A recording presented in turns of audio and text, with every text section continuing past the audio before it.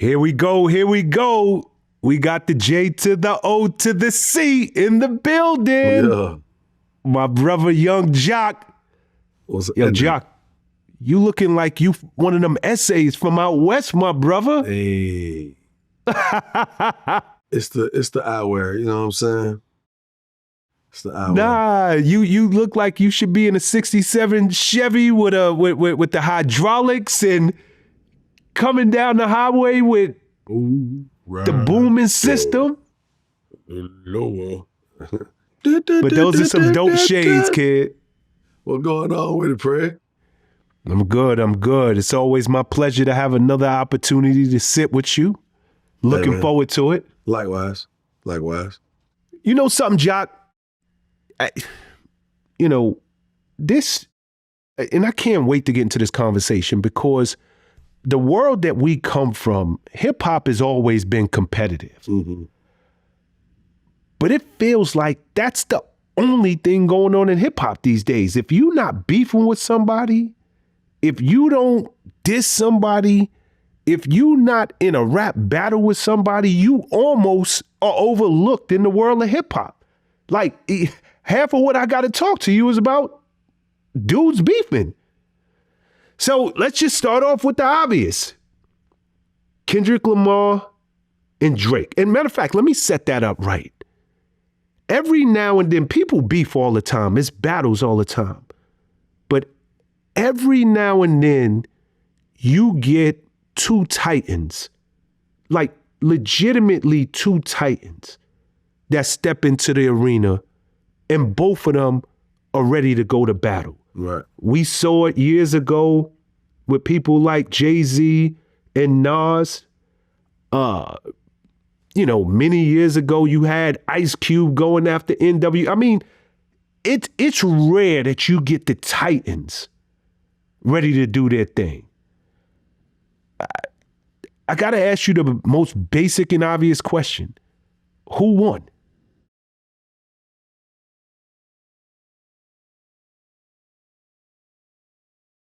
Kendrick got a record out of it. His record's popping right now. I think, it's interesting. It was so much back and forth that I kind of got tired of it real quick, to be honest with you. I mean, keep it 100. They're both great at what they do. I got a lot of respect for both of them. A lot of people jumped in the chat, you know what I'm saying? Ross got in, said what he wanted to say, and everything, Metro. I think it was one of those things that almost feels like a ploy to regain the attention or to garner attention back to the guys in hip hop, because the women been going so crazy. Because it seemed like it come out of nowhere. But then when you sit back and I saw a clip yesterday, and man, dog,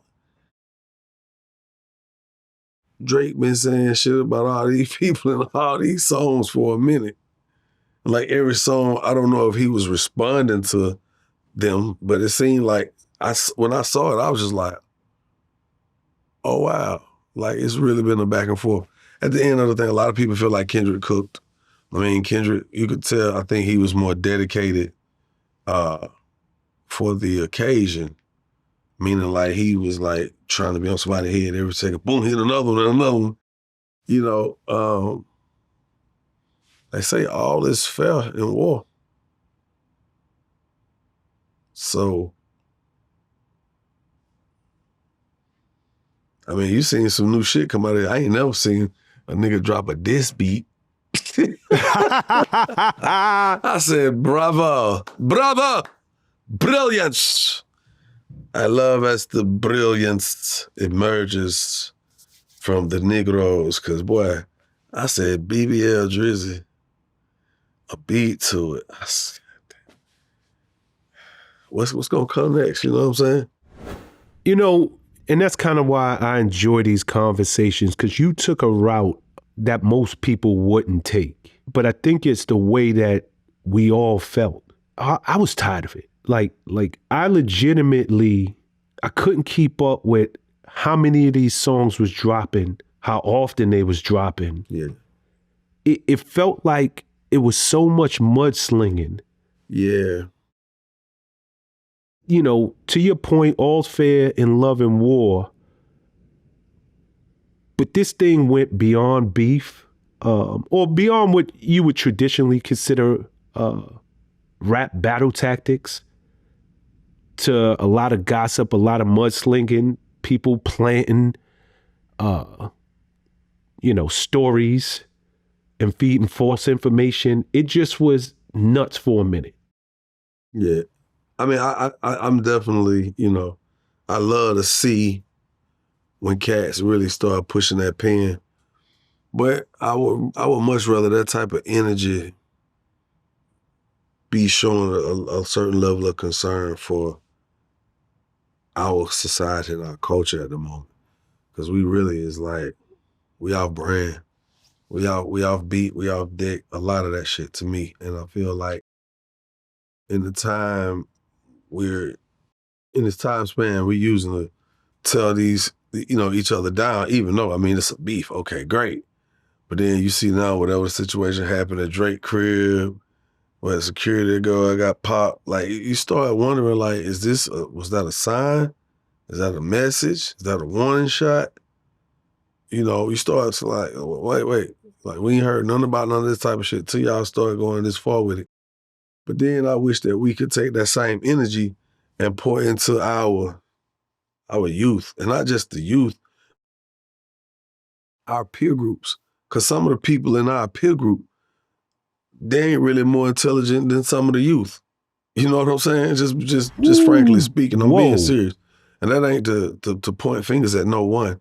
I myself have my own downfalls as well, but I'm just saying realistically, I wish we could be taking that energy, channeling it into empowering our own, opposed to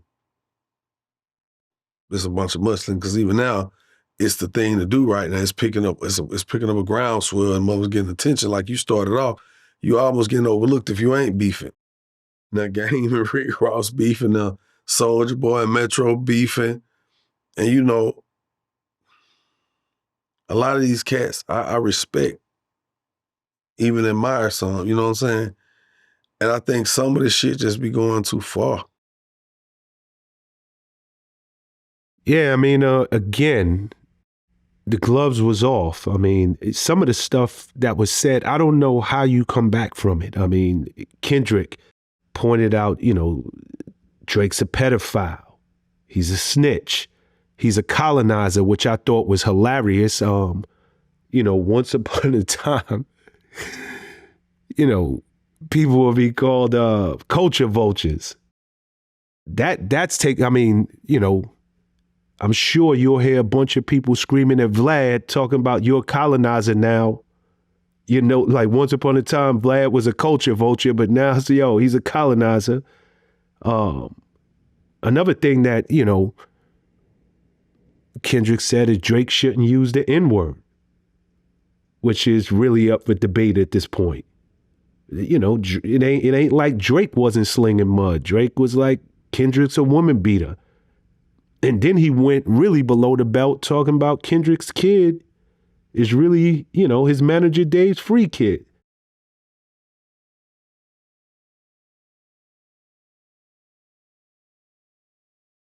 Absolutely low. That's as low as you can go. I mean, a lot of this shit be low. I mean, that's the whole concept, to try to knock the wind out you. I mean, last time it was just, Chris Brown and Quavo. When Chris Brown hit that bar, you know the bar I'm talking about.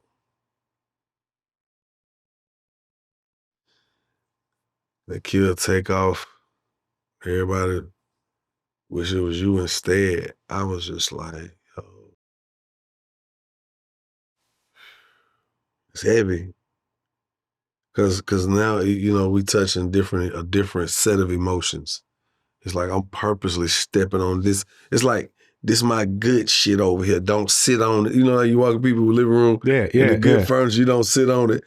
These are some of the things you just don't touch on. You know what I'm saying? When Chris Brown said that, I was like, whoa, Chris, I know you felt like you had to do it, but god damn. Then just like with Soulja Boy talking about Metro Mama, I'm like, Soulja, what you doing? little bro, you know what I'm saying? It's no longer rules. It's no longer boundaries. There's no longer places that people are unwilling to go. This is all out. I'm trying to win a war. And I don't care about tomorrow. Meaning, do you know how incredible it would be for Drake and Kendrick to do something together, go on tour together, do something monumental for the culture? But how do you come back from something like this? I mean, I don't feel like it's, when you say come back, you mean just come back to the forefront, like it never transpired, or like how you come back after you fall off from somebody? Because I don't think either one of them gonna fall off from this. I mean, no. I mean, how do you come back? We all get older, I think, and we mature. But I think here's the thing: they both about to go diamond in streams. These boys released like 5 songs each, damn near. Like, yo, man, you know, if Kendrick's song, he got a #1, he got all these streams, so he already probably considered 3-4 gold, or I mean platinum already. And people streaming it like that, you know what I'm saying? Shit, it's the first song in history. Is what, 10? 10? If it's 5, if they collectively, out of 5 of them joints, if each one of them joints do 2 million, double platinum, that's gold. I mean, that's diamond. That's huge. Now somebody might not look at it like that, like, damn, I ain't think about it like that. Well, why not? It's like, ain't no sense of dropping one and thinking it's gonna be the one that just, boom, no, I'm gonna drop a bunch of these, not just that fast. And Kendrick got him a record out of that one. Damn, my bad. Kendrick got a record out of that. What's the record? They Not Like Us. Yeah, They Not Like Us. That shit just charted.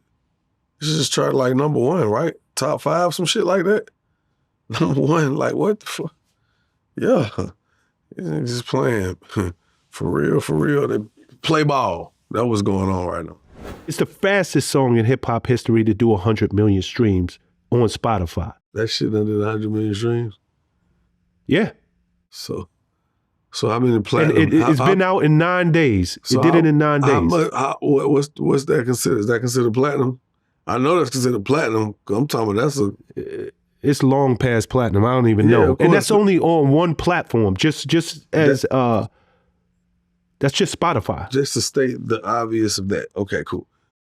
So now you see what I'm saying? Yeah. Like, everybody win. The only problem is you don't want everybody to try to follow that trend or that pattern to get that type of success. Because let's face it, like, everybody don't play the same. Everybody not gonna see that level of success. Everybody can't be protected the same either, and aren't protected the same. So I don't know. It's gonna get interesting. Cause I'm really tired of, I don't wanna see the girls beef. I don't wanna see nobody beefing, but it's just a part of our whole culture, man. I don't know. Well, when you go so low, I mean, people are human beings. And I understand this is on wax, this is on records, but some of the stuff that was said, like, you went somewhere else. Now, to your point you mentioned earlier, I think it's 3 different incidents right now where Drake at his house, he had trespassers. The first one, his security got shot in the chest. He had 2 others since then. Is this a message? Is it a warning? Is it random? Who knows? Drake just put his LA crib, up on the market. Does this have anything to do with the beef? Who knows? Come on, man. I'm sure it does.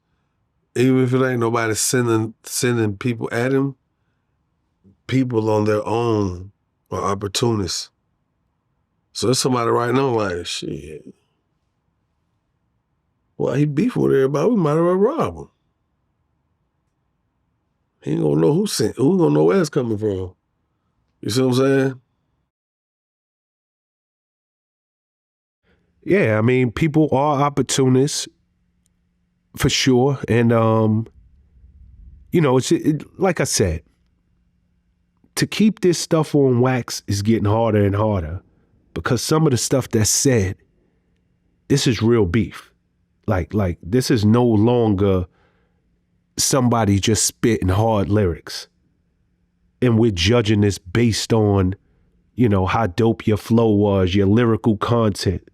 Like people are really going there right now. No. But They're going all the way. They're going all the way. How would you rate this in terms of other hip hop battles? Like, where does this fit? Where does it fall with you? Well, I mean, it's gonna go down in history as one of those really, really big ones. I mean, both of these cats have moved the needle in so many ways in regards to the culture of hip hop music, licensed syncs and things of that nature. So I think they are definitely they're at the top. You could almost say top three. Maybe top three, top four, top five.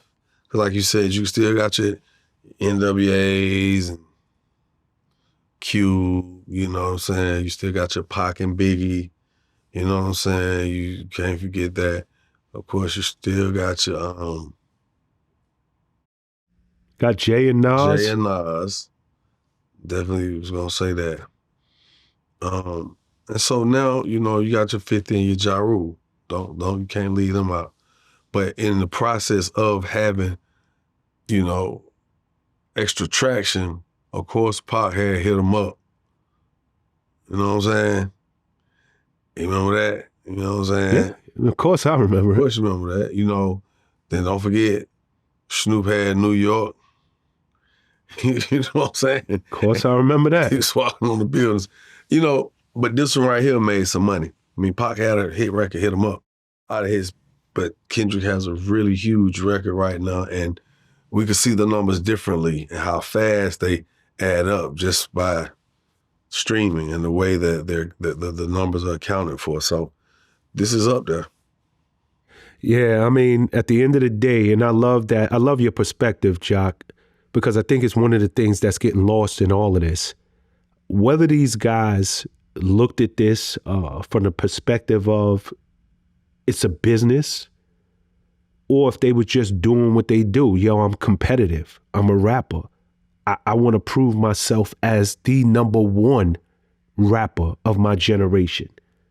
Irregardless to what the motivation was, the end result is they're getting paid out of this.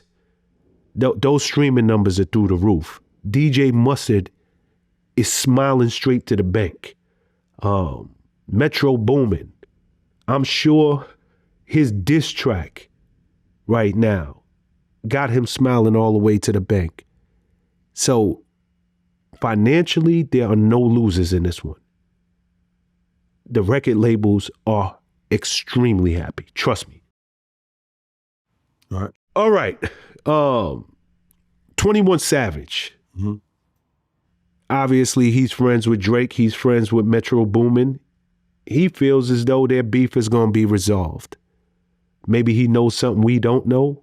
But what you think about that? You think those two will get past whatever it is they got going on? Yeah. I mean, look, man, at the end of the day, it's got to happen. This shit got to subside somewhere. You know what I'm saying? It's got to. It's got to. It's just too much access at this point. It's too much access. It's too many igniters, too many instigators. You know what I'm saying? It has to. Because if not, it will come to a head and be on some other shit. You know what I'm saying? Absolutely. And you have to kind of like whoever the gatekeepers are, like somebody has to really step up and be like, yo, we gotta dead all that. You know what I'm saying? Right now, who is a big brother for hip hop right now? It would be OG like a Jay-Z. Like a Jay-Z would have to step in. But then who Jay-Z would have kind of partnered up with to kind of squash this shit? Not even partnered up with, but when it comes to meetings of the minds and cats populating to come up with the proper resolve. You know what I'm saying? Like, I don't even know if Diddy could step up and say, hey, y'all need to let all that go. Because right now, he kind of just got to focus on what he got going on. But he's one of those big brothers in this culture who could step up and say, hey, it's just like when Jesus was saying trap or die, and Diddy was like, you know what, hold up, vote or die. He was able to step up and say, hey, we need change, we need resolve, let's make a difference.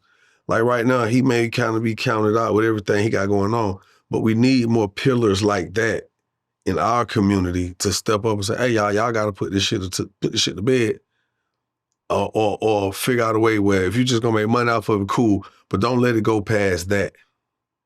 Because a lot of times it ain't the front runner, it ain't the main face in the campaign, it ain't the artist. It's the little goonies around. You know what I'm saying? It's them young bulls who, you know, they don't give a shit. Why? Hey, I'll smoke somebody about you. You know. So I think that's for me. When I started looking at it, I'm like, it's cool and all, until something started happening. Like I said, we just talked about some incidents that are already taking place with Drake. I don't know if these are, you know, somebody sending a message or somebody just happened to send some bullets that night. You get what I'm saying? Like, I don't know. It's just get real active out here. Nah, it is. And you asked the perfect question. Who are the oldest statesmen in hip hop? Once upon a time, people like Jay Prince was really stepping up and filling those shoes. Haven't really seen him. And you know he'll step up by Drake. Without a doubt. But you know, ever since that takeoff thing, he's been kind of quiet. So, you know, that was a blow though. You know that? Of course. That's kind of one of the things where you gotta let the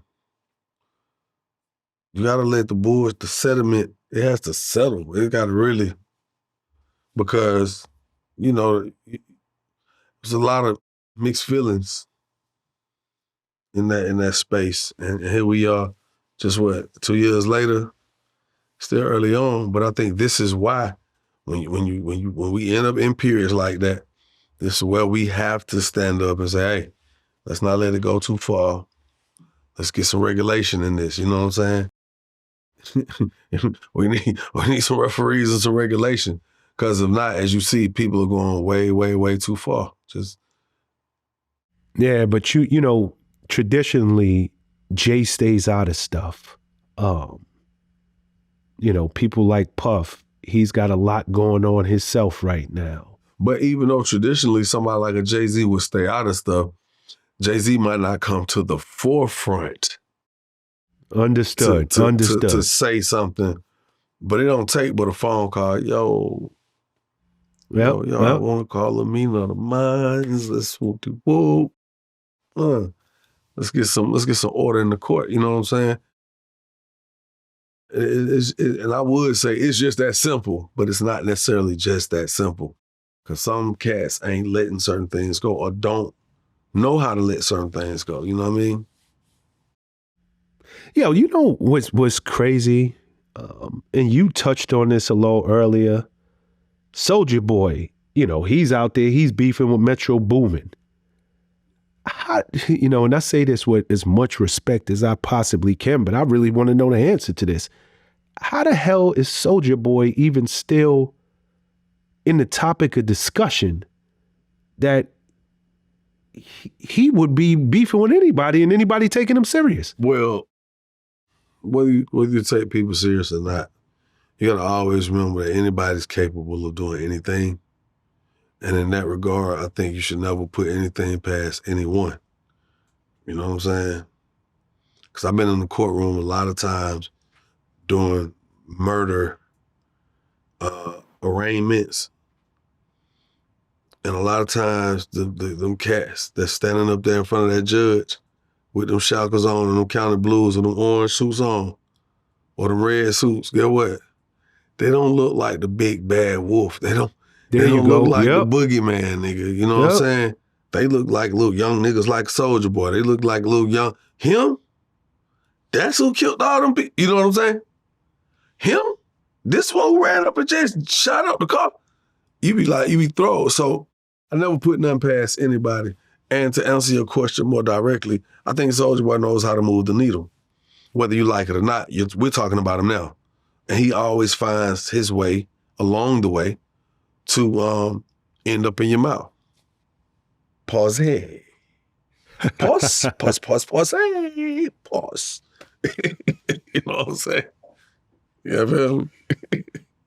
Nah, I mean, with all due respect, brethren.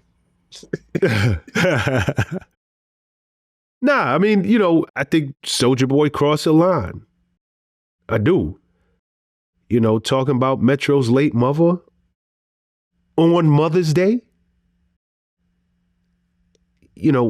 To your point, I guess all's fair. Somewhere I'm at, I think somewhere along the line, man, when people feel like they have been crossed or left out of the discussion, like you just spoke of a few minutes ago, I think some people, they don't care about your relationship or their relationship with you. It means nothing to them. They don't ever care about rekindling it. They don't ever care about nurturing it. They don't ever care about it being a burning bridge, And I think that's kind of one of those missions. I've learned to stop saying, oh, somebody wrong for this or wrong for that. I just realized that everybody has their reasons why they do what they do, and they got to answer.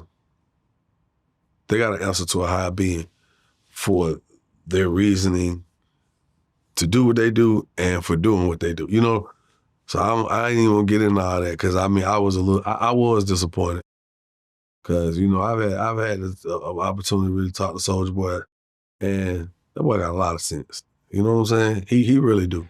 I mean, the fact that this brother is still being talked about, still relevant, still in the conversation in 2024, he clearly has a lot of sense. He knows how to keep himself in the conversation. He knows how to keep people or keep himself top of mind despite a hit record.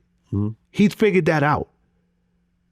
Yeah. But again, and we keep coming back to this thing. To me, sometimes there's lines that are crossed that, you can't come back from. It's lines you should not even try to cross out of respect. Yeah, that's a heavy line right there. Nah, like real talk. That's a heavy line. Anybody right who lost a mother, I just lost my mom last year, so. I know. I lost my mother the year before. I just did a whole, and I'm sorry I didn't know that, man. My condolences. Yeah. I just hosted a whole Mother's Day event. It was our 6th annual Young Jock in the Streets Morning Takeover Mother's Day event. And my team that I work with, as far as me, Shawty, Miss Shanika, my producer Swin, my assistant producer Bunny, all of their mothers were at the table that we normally sit at. And this year my mother wasn't there. And you know what I'm saying? Like, I'm sitting there looking like, you know what? I have to just be thankful for the 44 years God let me have my mother and her love and her blessings and to be able to cherish her and vice versa. So I already know when you start talking about somebody's mama, especially this man that lost his mama, and him and his mama was close. I don't know, man. I don't want to get into it. I just want to send out a message of just like, you gotta have discernment, man. You gotta know when we're going too far, And I'm speaking to anybody who is just on the fuck it. Like, I'm with whatever. I want all the smoke. Like, I understand how you feel, but you gotta be logical. You gotta, we gotta think things through. Got to, because that was a heavy one. I ain't gonna lie, that shit right now. Nah, I mean, that's just like when they was talking about digging up Meg Thee Stallion mom. And them people going out there doing vandalizing the graves. That shit heavy, dog. It's like, whoa, y'all. This shit starting to feel like a real purge out here. Yeah, Like it's coming. It's like, like no cow. Like, shit. It's starting to look a little eerie out here. Nightmare on Elm Street-ish. Yeah. Yeah, you want to know what's crazy too? What?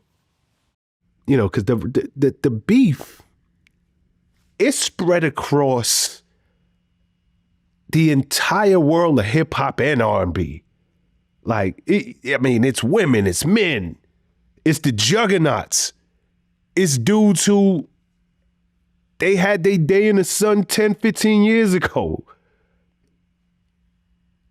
It's dudes who are just coming up and again. It's beef all over. I mean, you touched on Chris Brown and Quavo earlier. I spoke about him. I ain't never touched on him.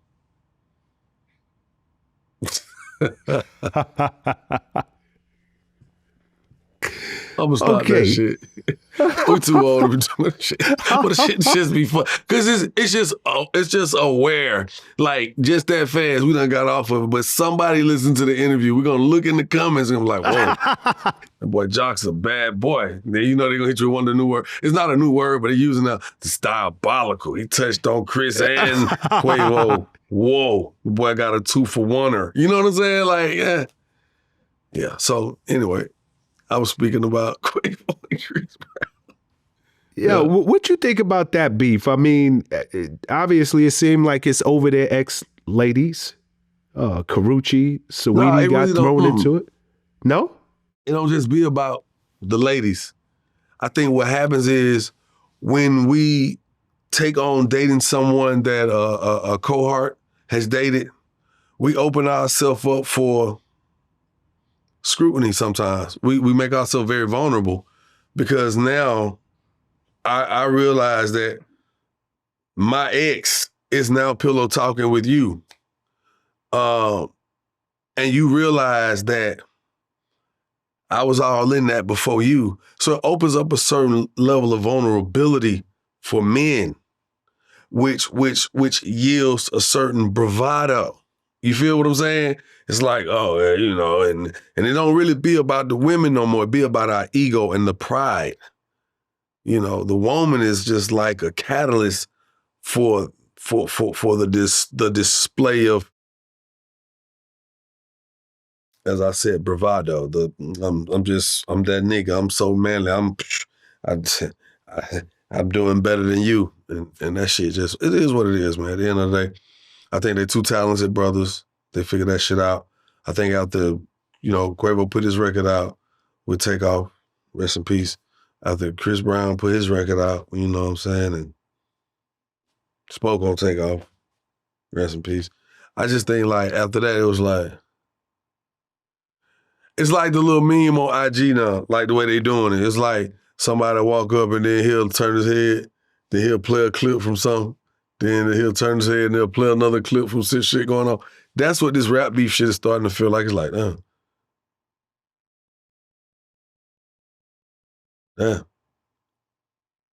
Goddamn, what the hell, goddamn? Ross came in at that moment. Okay.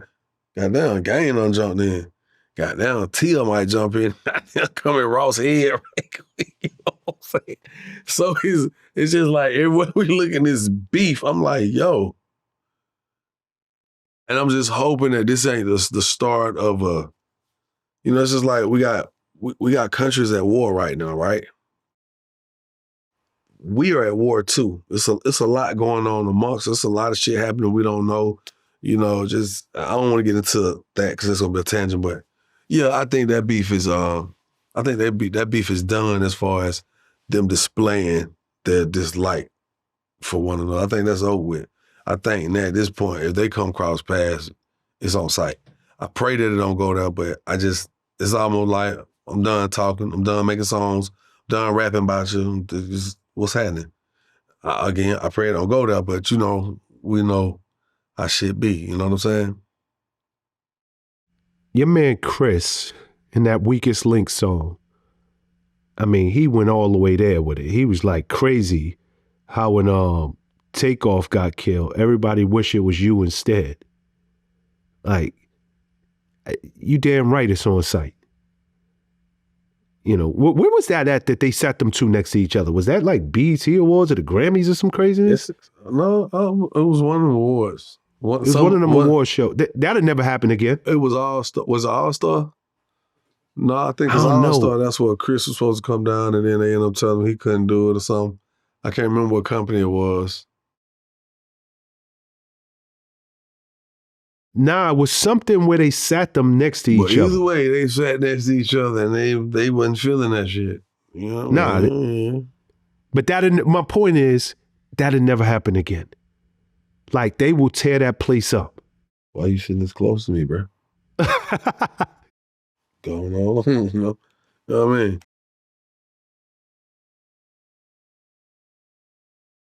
Okay. Another day.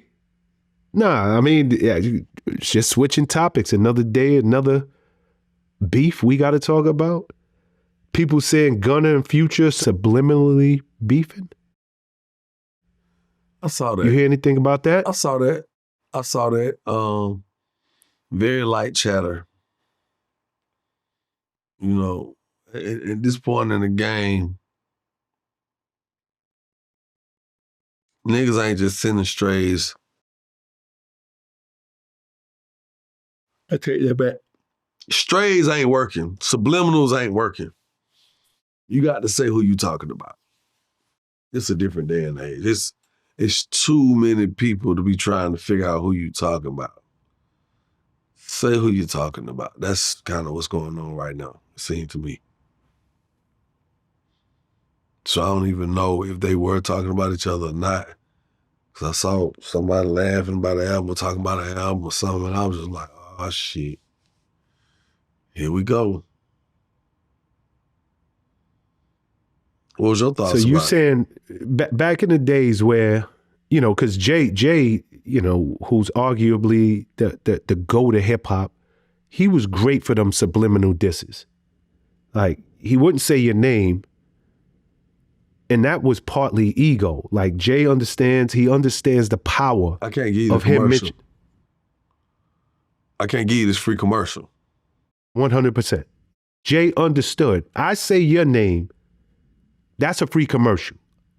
Matter of fact, you could buy a Super Bowl ad cheaper than what it is for me to say your name. It would be more expensive for me to say your name. I'm increasing your net worth. So he was the king of the subliminals, but you're saying, yo, in 2024, them subliminal days is done. You saw what just happened with JT and Suki. Yeah. JT, something happened with somebody did stuff. She was like, yo, are y'all talking about me? Tell me, you know what I'm saying? I want to know. She just recently came with a diss track. Boom. Suki like, yo, is JT talking about me? Because we cool. JT, can you speak up? Let me know if you talking about me so I know how to feel. JT don't say nothing. Next thing you know, Suki, boom, with her diss. You get what I'm saying? It's like, this is a true story on my kids. I was sitting in the studio with my partner. And he was working with some of the young cats. One of the little cats was rapping all the way off beat, and the other little cat, he was on it. You could tell he one of them little ones. But then you know how you look at them little cats and they be looking like they kind of innocent. Then they like I was telling you about how they be in court. But then when they start talking, you be like, nah, he with all the shits. This little young nigga been out here doing all kind of shit in the streets. But he do his first record. This is his first rap. I'm like, he sound good. Kind of remind me of Lil Baby. Like how Baby came out the hood and just out the trap and just sounded good. Like it wasn't something he always wanted to do, I guess, or wasn't doing. This young cat, he didn't really want to rap. Soon as he done heard the song get played back 2-3 times, the song stopped. You know what the man said? Shit, now I just gotta goddamn find somebody to beef with. I said, no. Nah, they done figured it out. That's how I get on the map. I want to blow, I just got to find somebody to beef with. Simple as that. Yeah, that ain't, nah. No. Find another way. Just make good music, create good content. Because really, that's what's carrying the music, now the content. Like, you used to rap about some shit and say you got this and that, and be like, damn, because you ain't never seen nobody say it so poetically, so poetic and so well thought out and painted. You just hear, you like, damn, you say he got this and that, that's hard. Then you see a music video, you like, ooh, shit, an interview here, and they like, oh man, my nigga ballin'. People don't even care about the music video no more. Show me your day-to-day. Show me what it look like when you flying. Show me what it look like when you riding. Show me a little headrest. What's on your headrest? You know what I'm saying? Show me what you doing when you out. Show me how you and your crew kick it. Show me how your lady, how you keeping your lady. Does she fly? Her whip game up the park, her bag game, her shoe game, her jewelry game, her Rolex game. You know what I'm trying to say? These people want to see lifestyle. So, you know, you ain't got to diss nobody. Just show your lifestyle. And the more truthful you are, the better off you'll be. I never wanted to be that dude. I promise you I didn't. I remember when we was coming up and our parents listen to our music and they'd be like, what is that? That ain't singing. Y'all listening to noise, this, that, and the third. And I always promised myself I wasn't going to be that dude. But when I listened to the quality of lyricism and what is considered music in 2024, you can't help but be like, yo, I know what good rap sound like. I know what talent sounds like. And this just ain't it. But here, listening to the statement you just made, people don't even have to worry about pushing that pen. They don't have to worry about getting in there and really focusing on making hit records, making sure that the beats and the rhymes and the lyrics are top notch. I just got to show you my lifestyle. And I get a pass and I can work my way straight to the bank by showing you a lifestyle that I am or I'm really not living. But I just make it look good on the gram. And maybe that's where the quality of music just went left, Jock.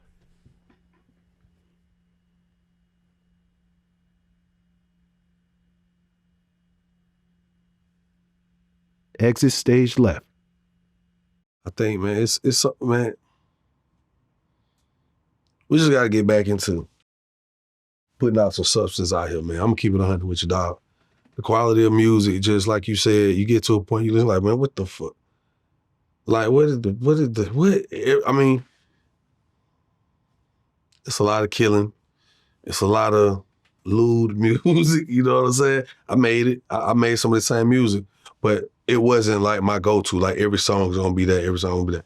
And I mean, you got some of these kids who listen to that shit now, they're gonna grow out of it too. It'll be a change. It'll be a change. We don't know when the change gonna come, but you know, it evolves, and we'll look up, because now, not long ago, niggas was wearing jeanie pants and pencil leg pants, everything was skinny jeans. Now niggas is wearing the big goddamn bell bottoms or boot cuts and shit. The music does the same thing. It'll transition from this and next thing you know, we'll be goddamn back to some Arrested Development, Kumbaya shit in a minute. Remember I told you that. Just remember I told you that. I remember. Yeah, I mean, truth be told, I hope the music changed, because I love this culture. I love the music. I came up on it. Yeah. And I'm gonna keep it so real. It's so hard to listen to some of this stuff, man. Well, I mean, look at the age at this point. Yeah. Like, I love hip hop. I'm never gonna not love hip hop, right? Okay, great. But then you got young niggas 17 years old, 18, 19, trying his hardest, his very best to say the most ignorant shit that he can conjure up to put into the universe. Like, that's like, I want to say some shit that's going to be so hard, so crazy, so cold-blooded, so low. Niggas going to be like, that nigga cold. And when they get that shit off, you be like, that shit be like, what? Huh? Because how you relating though? You know, at a 50 plus, it's hard to relate to a young nigga who's 19 Who telling you he don't want no coochie. He just wants some head and some money. Or tell the girl, don't touch me. Spin the block with the blicky. Like, I mean, shit, like, how can you relate? You like, what? I don't understand that shit. But it ain't for you to understand. You know what I'm saying? The problem is some of the older cats, once they get a little out the loop themselves who making music, now they starting to venture off into other shit when their music not working no more. And I can point out a couple cats who was once, you know what I'm saying? I thought the niggas would never cool off. But now they just drop projects. It almost seems like a hobby now because you don't hear shit about it. Yeah. You know what I'm saying? And that's because sometimes they don't change the format or they try to emulate what's new, and that shit just be, it don't click with the loyal fans who supported them over however long or length of their career. You know what I'm saying? That shit would be like, I don't know, bro. He on some different shit now, you know? So. Nah, I mean, I agree with you 100%. I do. And here's the deal.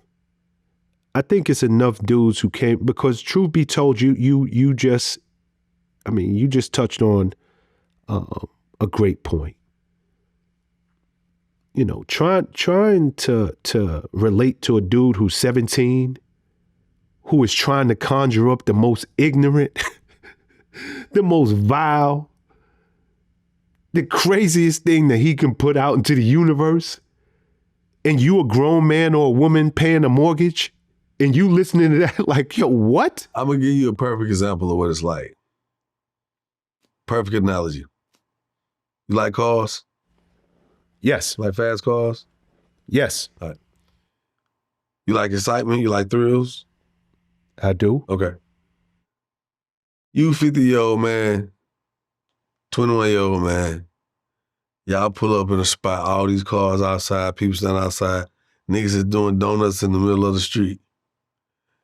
You see a car coming anywhere near you, you're going to be like, no, I don't want to be a casualty of this shit today. I don't want one of these motherfuckers to hit me.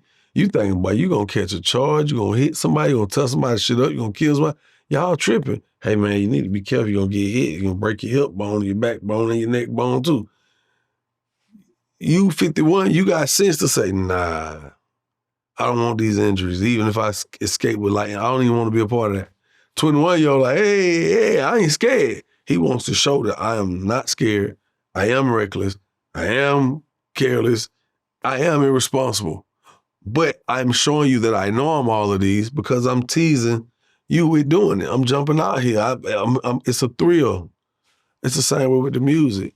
You getting right there to that goddamn meetup and you like, I don't think I want to play on it. I don't want to do all that. These young niggas crazy.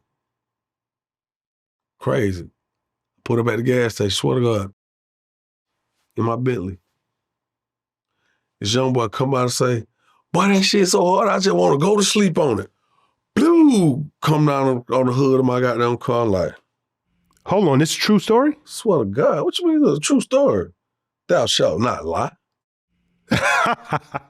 Man, this nigga, I really was like,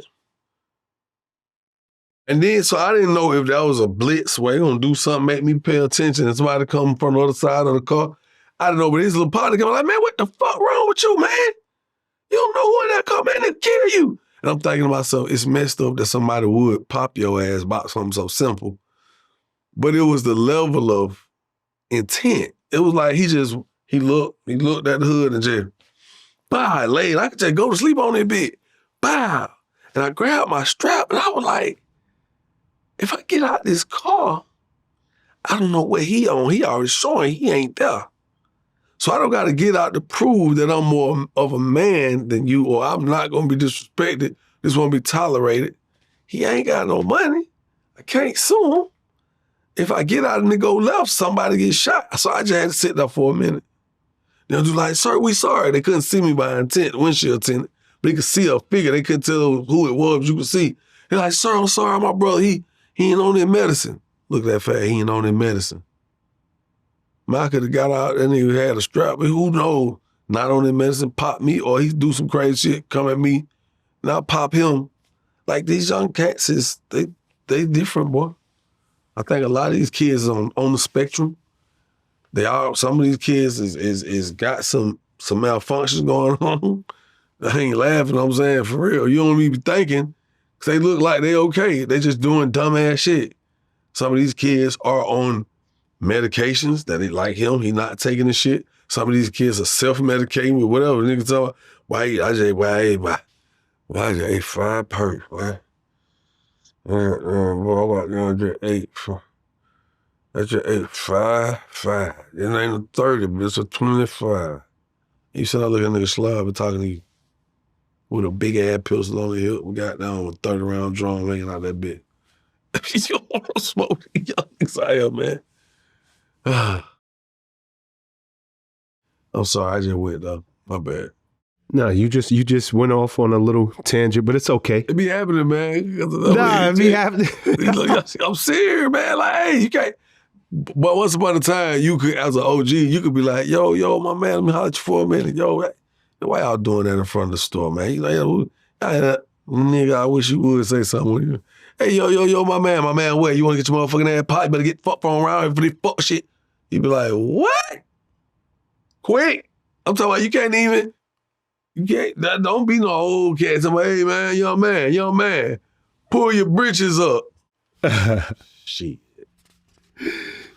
All right, I'm going to reel you back in for a second. Come on, I ain't went nowhere. We still right there. 50 Cent. Okay. He threw a little shade at his baby mama, Daphne Joy. She came up in the Diddy lawsuit, Lil Rod named her as quote unquote a sex worker. Of course, 50 couldn't let that fly by. He said what he had to say, and she came back and responded accusing him of rape.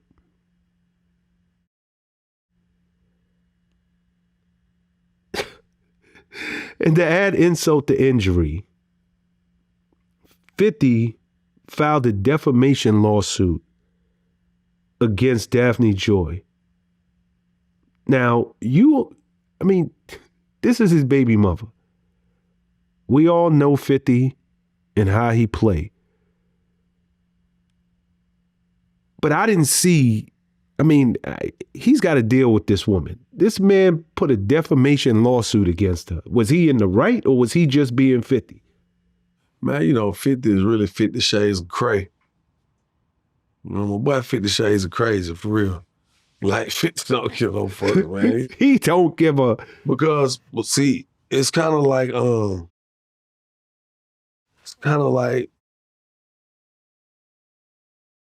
how Eminem talked about himself in 8 Mile?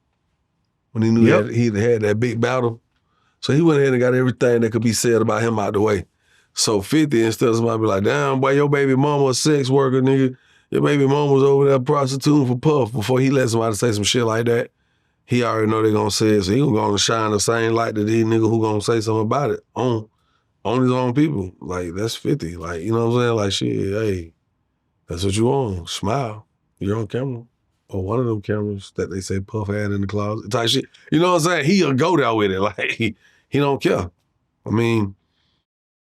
50 is one of them niggas I feel like when you hear the word dog eat dog world, when you hear that phrase, I think I see 50. Eat what you kill, I see 50. I see a guy who's relentless.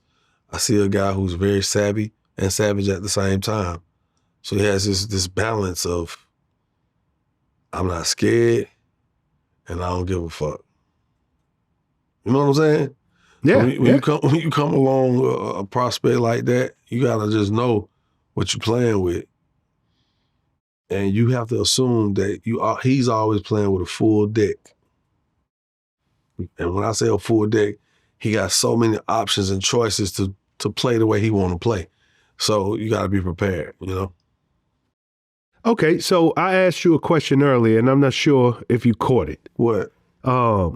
Because she came back at him And essentially she was like, yo, this man raped me. You know, she accused him of some really egregious stuff. Let me tell you something. Mm-hmm. You want to shut a man up? Throw that shit out there.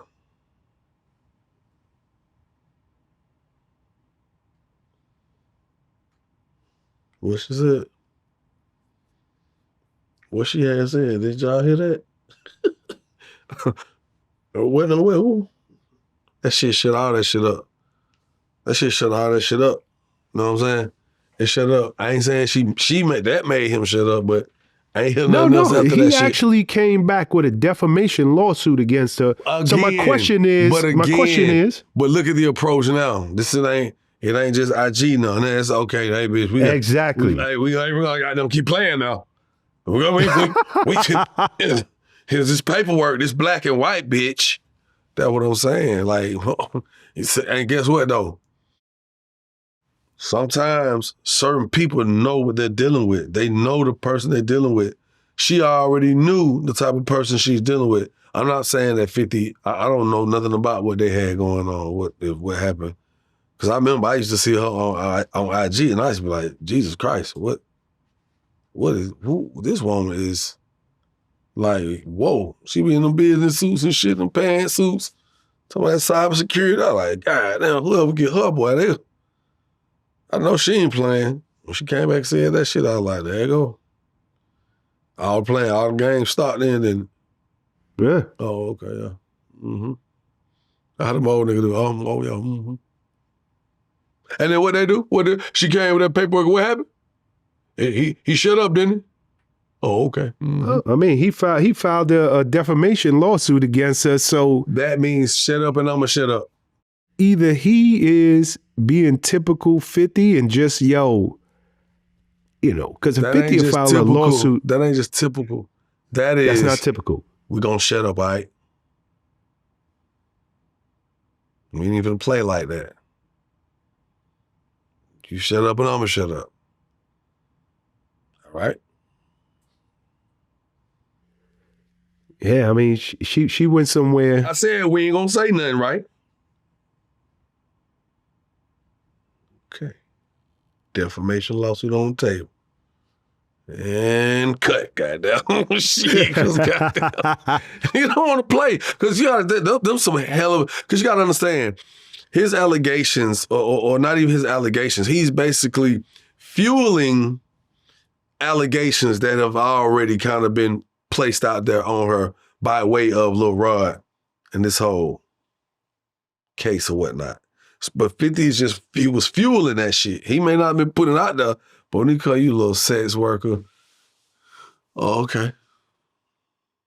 Oh, girl was like, nigga. When she pulled that trigger, I was like, ooh, shit. This finna get ugly. Yeah. Yeah, I mean, yo, this whole game is ugly right now. I ain't at all, man. You know. I ain't at all. Your man Puff, he just filed legal documents himself trying to dismiss this lawsuit, alleging that he raped a 17-year-old, claiming the woman got no proof. You know. Well, see, here's the thing. This is the one thing that's gonna work in his favor. Though whoever Lil Rod is using for his lawsuit, I'm pretty sure they're all doing a contingent upon getting some type of settlement. You get what I'm saying? But if Puff really play hardball, even they gonna be wanting to walk away from the shit if they can't get a settlement out of it, because they're gonna be doing all this shit pretty much on the house. Because if he gets it thrown out, all the work they've done is, I don't know if Leroy got no money or not. I don't know. I mean, I don't know him. So, but I do know that them attorneys cost, boy. I don't care what you're talking about. Them shits cost. And then the attorneys play dirty. They rock with each other. Hey, look, we gonna run this bag up, man. I know what you want out the deal, but we can't do that. But this is what we can do. We'll run it up. You walk away with a few of this. I'll walk away with a few of that. I'll grant that. I get my guy to sign off on this. I'll tell him that. You get your guy pulled back, and we're good, all right? Thank you. Hey, tell the missus I said hi.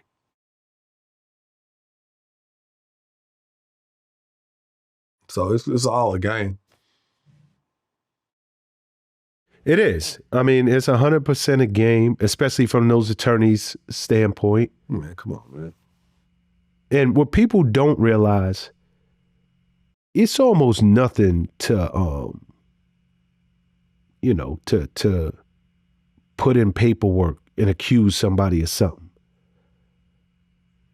But once you accuse, I don't care how frivolous that lawsuit is, you got to spend tens or hundreds of thousands of dollars in some case defending your good name. Oh, they're going to ask for a retainer off rip. Off rip? Yeah, off rip. And then like, in this case. I mean, it ain't even like you could shrug it off. It ain't like you could be like, yo, this is some BS. Like, why am I even responding to this? Man, I could press a lawsuit for your face being too close to the screen right now.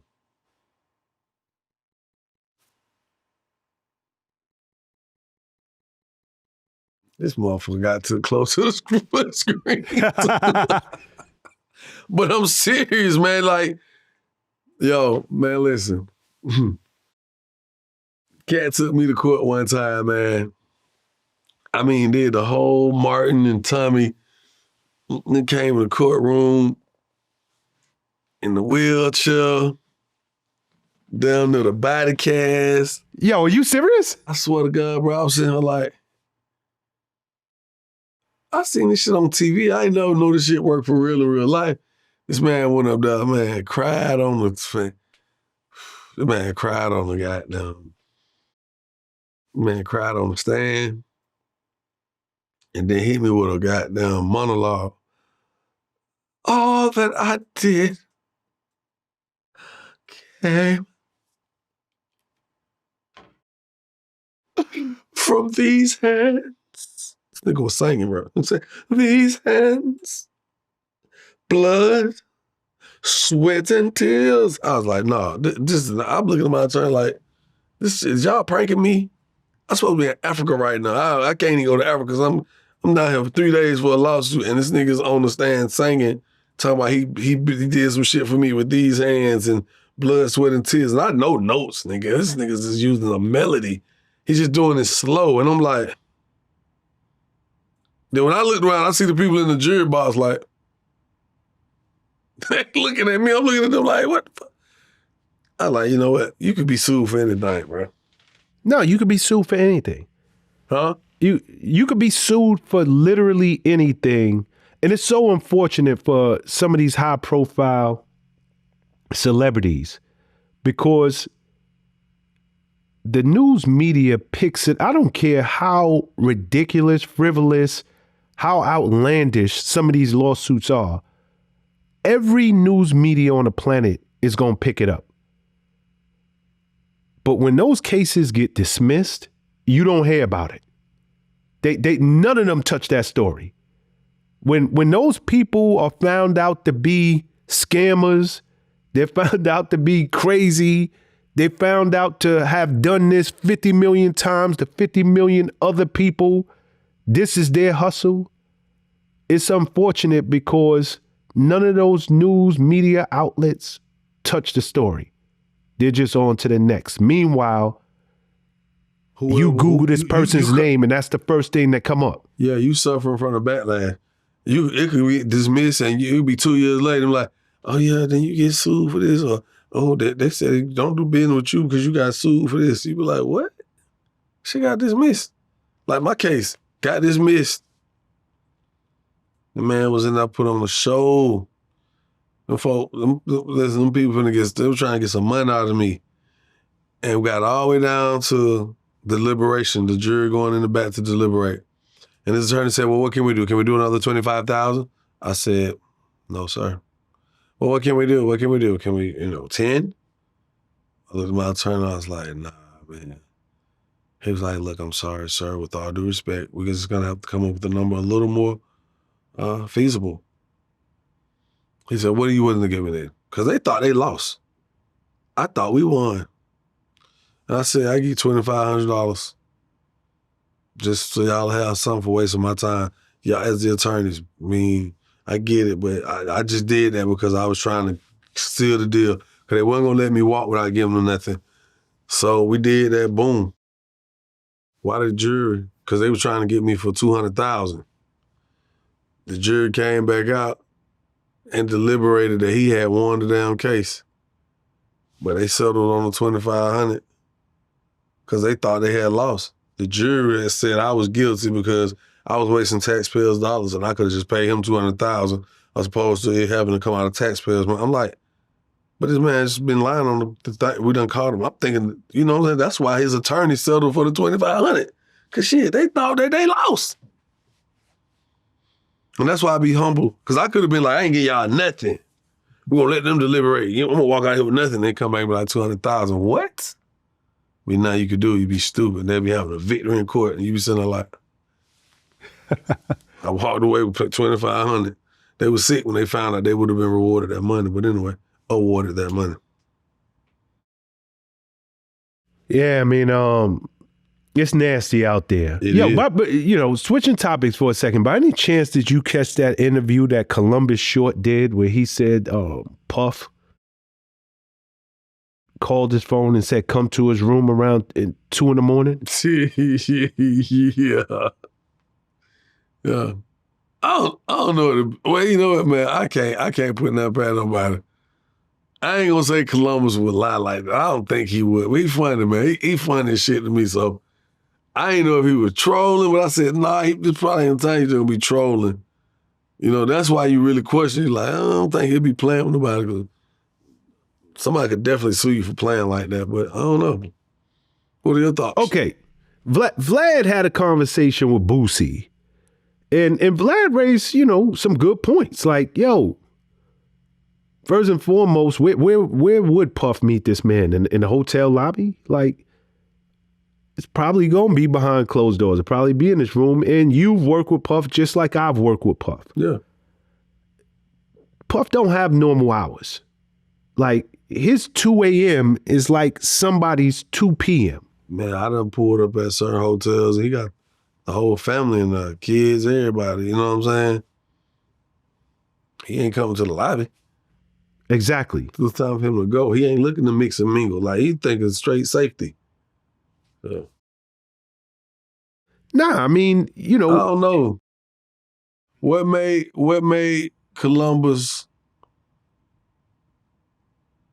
I would like to ask Columbus, why is it he thinks Diddy asked him to come to the room that time of night if he ain't giving off no vibes? I'm not saying he has given off no vibes. I'm not saying that. I'm just saying if he hasn't given off any vibes, what would make Puff consider trying him? You know what I'm saying? That's what I be wanting to know. They say usually most of them, if they know they ain't gonna play with you, they know you ain't with that shit, they ain't gonna fuck with you, right? Yeah. I hear it all the time. You know, I made a comment on here one time and the LGBT community was a little upset with me. And they was telling me, don't nobody want your ugly ass, Mr. Young Jock. I was like, damn, I ain't never had no problem getting what I want, so I'm cool with that. That's fine. They said I was just not an attractive person to their community. And I thought, well, that works with me if it works with y'all. We got a deal. You know, so you have to ask yourself, if they are reaching out, if they are bold enough to show that interest, what do they think they see? What do they think y'all have in common? And I'm not saying Columbus is doing anything like that, but it will make me ask, like, why would you try me? But you know, Columbus, he been around this industry long enough. And again, I wasn't privy to his interaction with Puff. But, you know, Columbus has been around this industry long enough to know, you know, it's not normal. This is not 9 to 5. You know, people do their best work after they come home from the club. They do their best work after we went out to eat, hung out, did this, did that. I go back to the room and I'm still working. 2 a.m, I mean, yes, on the surface, it sounds like, yo, that's a little funny style. But Columbus know better. I'm sure when he was up for some movie roles, some directors or somebody probably hit him like, yo, because they're in the middle of work at that moment. So I'm a little, again, I wasn't privy to that conversation, but it's not as abnormal. Like for somebody who works strictly a 9 to 5, to them, that sounds like bizarre. Like, huh? You call this man at 2 a.m. to go to your hotel room. But for anybody who's been in the entertainment industry, that's not that far-fetched. And, when Vlad was talking to Boosie, Vlad was like, yo, I would go to Diddy's room at 2 a.m. I would. Like, I'm not giving off them vibes. To me, this doesn't seem all that weird. If Jay-Z calls me and said, hey, Vlad, I want to have a meeting with you. Come to my hotel room at 2 a.m. and I'm here by myself, I would absolutely go to that hotel room. What's Jay going to do to me? Rape me? You know what I'm saying? Like, hold me down? Like what? And obviously it's weird because he probably done heard something. Okay, so you hear something. So what? I mean, this is a mogul. I know that everyone's trying to flip things.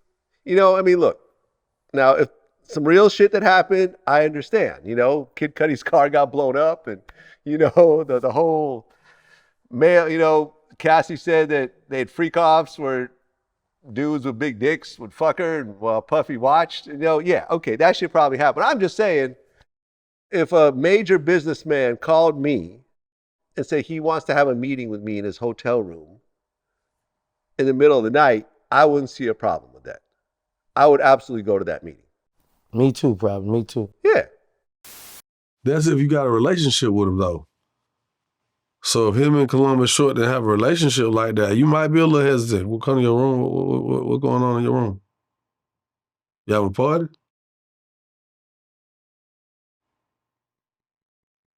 Is Walls over there? Oh, it ain't. What you got, look? No, I don't want to be drunk at 3 a.m. with just me and you. Hey, I'm right here with my wife. I'm coming right back. This nigga tripping, man. Okay, here's the deal. I'm saying, because if you don't know... Columbus is an actor, correct? That's what he does. If you don't know me, I get it. You don't know me, and you calling me, and I'm trying to figure out how you got my number, and out the blue, you ask me to come to your room, come by and see you. What we talking about? Because I need to know, I need to prepare myself for why am I coming out on this cold call. Oh, respectfully, it's because it's you? It's because it's a Diddy? Yeah, okay, maybe this, okay. But I still would like to know what we talking about before I get up out my bed. Well, I just want to know. I'm going to ask whether I don't give a fuck if it was 2, 3 in the afternoon. I don't give a if it was the perfect hours to network. I'm still going to ask why am I coming to you? What we talking about? What's on the and that's fair. That's fair. Yeah, I'm that is 100% anyway, so, fair what you're saying. Yeah. But I don't think Columbus would have had the same reaction. The he's an actor. If Steven Spielberg hit him up at 2 a.m. and said, come on over, like, you probably wouldn't have heard this story. Hello? Oh. Yes, this is Steven Spielberg. What's up, Steven? I would like for you to meet me in my room around 3.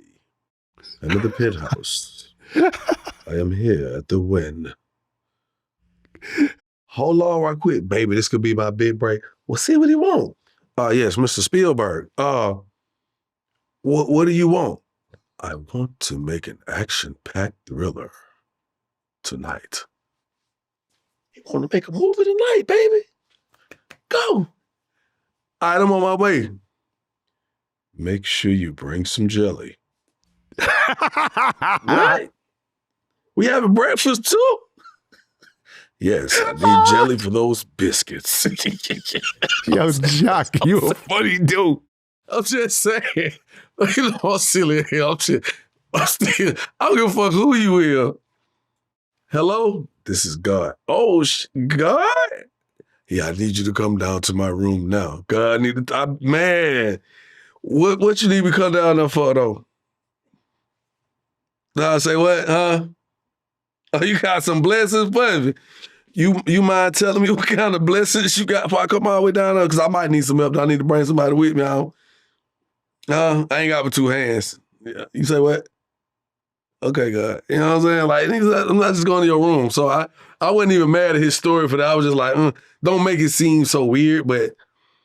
Yeah, that's my only point I'm trying to make. To somebody who's not a part of this lifestyle, of that industry, yes, on the surface, it is very weird. It sounds like, what?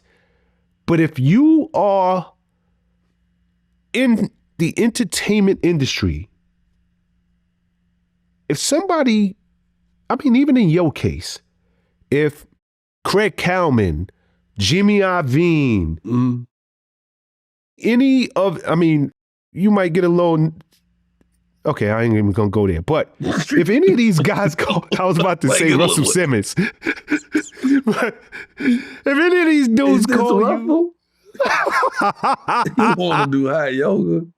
Russell, it's 3 in the morning. What's your beef, fam? Listen. Nah, like if Jimmy Iovine called you, I don't give a fuck. If Dr. Dre, hold up, if Dre called somebody at 2 in the morning, if Dr. Dre called me tonight, you going? What is we doing in your bedroom?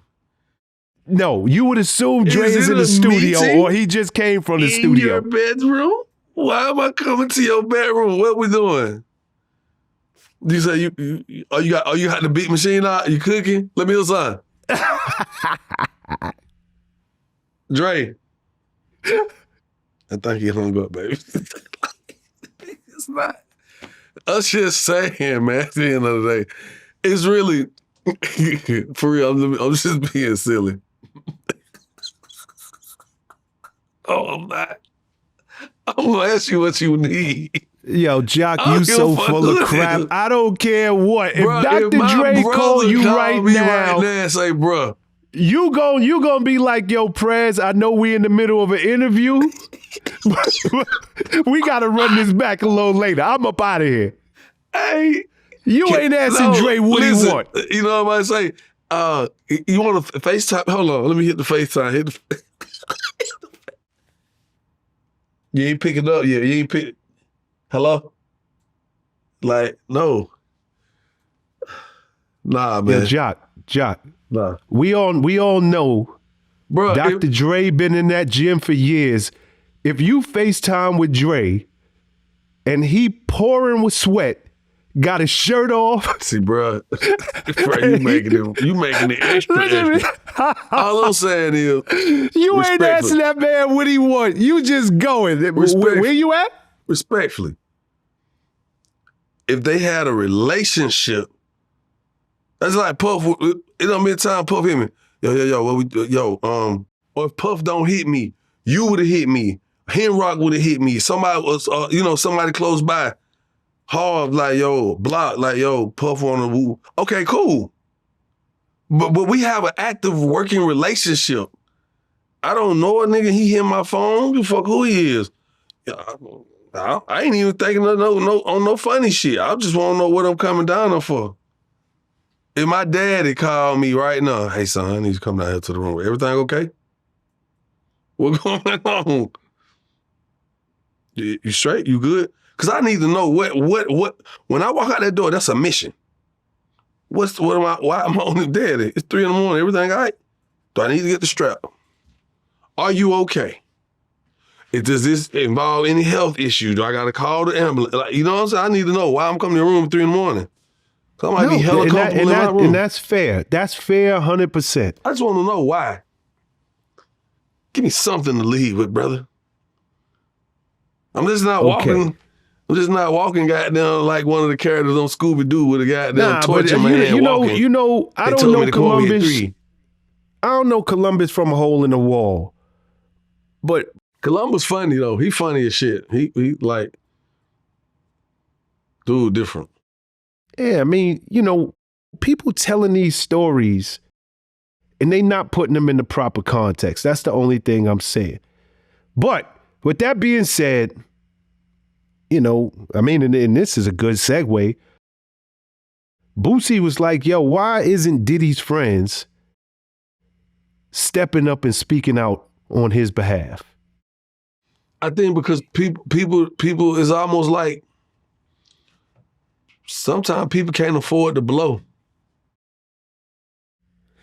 Yo, you've been like, it's a lot of pauses going on in this interview.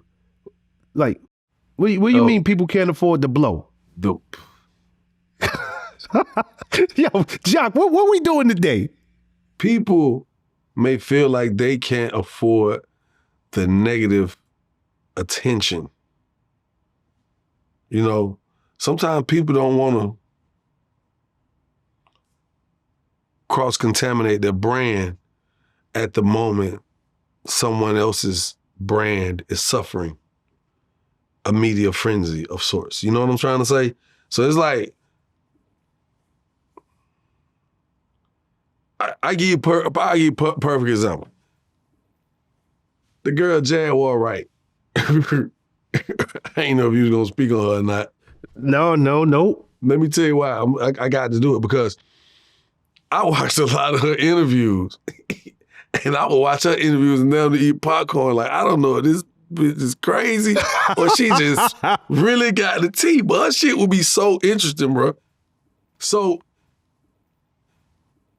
just a few not long ago, a few weeks ago, she comes out and say, I'm Diddy's doo-wop boot-bop, or whatever the fuck she was saying. But what I'm saying is it was interesting because she basically said, oh, I retracted my statement. I know what's going on. I never retracted nothing. All I said was, when I spoke about the Cassie situation, I was saying of him being a mogul, his influence. That's what I was speaking on. I never said any of that with any negative connotation. So when I was making sure I said what I'm just saying now, she goes and say, oh, Diddy called Jock and he had to clean it up. I have not spoken to Diddy, okay? I have not spoken to Diddy. I haven't. Me and Stevie J might have spoke via DM, but I have not spoke to Diddy, so I'm listening to her say what she say. And that don't mean that I don't want any negative attention or press. I really don't get too caught up in all of that shit, because at the end of the day, I know what I do, what I've done, and what I do. I don't worry about none of that. I don't have nothing to be exposed of. You see what I'm saying? And I feel so amazing behind that. But I think, you know, like Boosie said, man, sometimes, man, niggas don't know what's going on. How many times you done stuck your neck out on the line for somebody like, bro, nah, bro, wouldn't do nothing like that. Then the day come, you looking like, boy, why the hell you ain't tell me you got all this shit going on? I'm out here telling people, boy, I got my pastor involved, man. My auntie them involved, man. These people, political people, they not. What? You did what? Why you ain't tell me? I ain't know how to tell you, bro. I thought the shit was gonna blow over. So you got some people who don't know. You got some people who like, oh, shit, it must be real. This shit come from everywhere. So you got people who just not gonna stand up and speak out for you. And you got some people who have, and you can see it. You can clearly see it. All you gotta do is go look at his, let me tell you what you do. Go to Diddy IG page and go look at when all this shit first started coming out about him. And when he was making his posts, his positive posts, his I'm unbothered posts, go and see who was liking his posts. Then no charges still haven't been filed. Now go and see who liking his posts. They've doubled. I've watched. I'm like, okay. He's in support. He's a friend. He's in support. So people may feel like that's showing their support.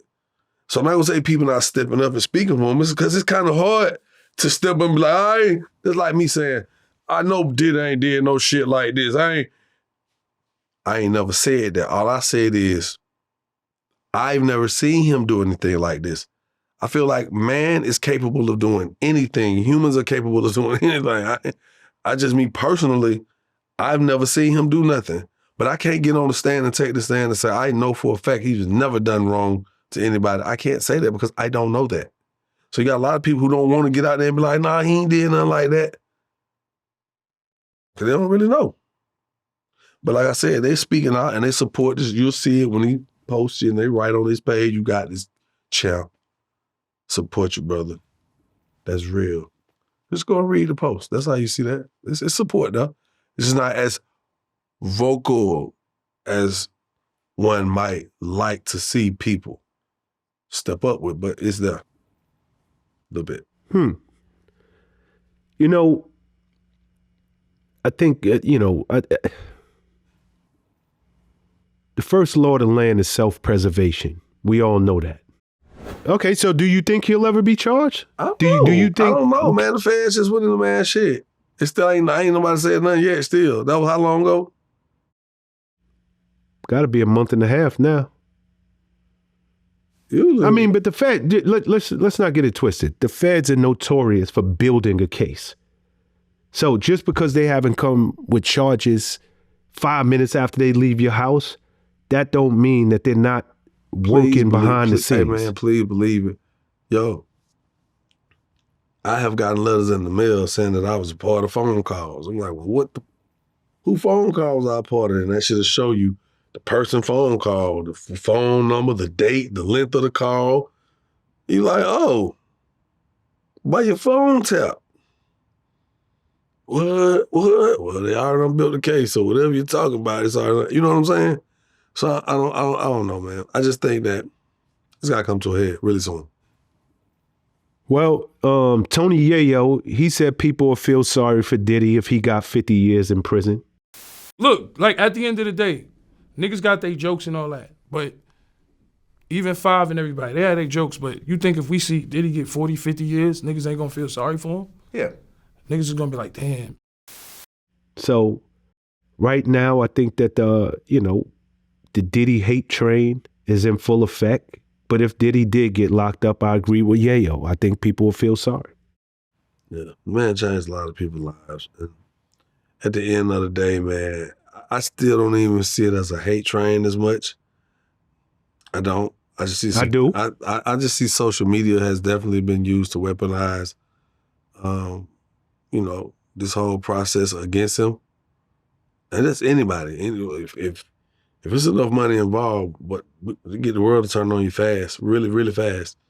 The reason I don't see it as a hate train, because I think some people just jump on board because it's what's trending, it's what's happening.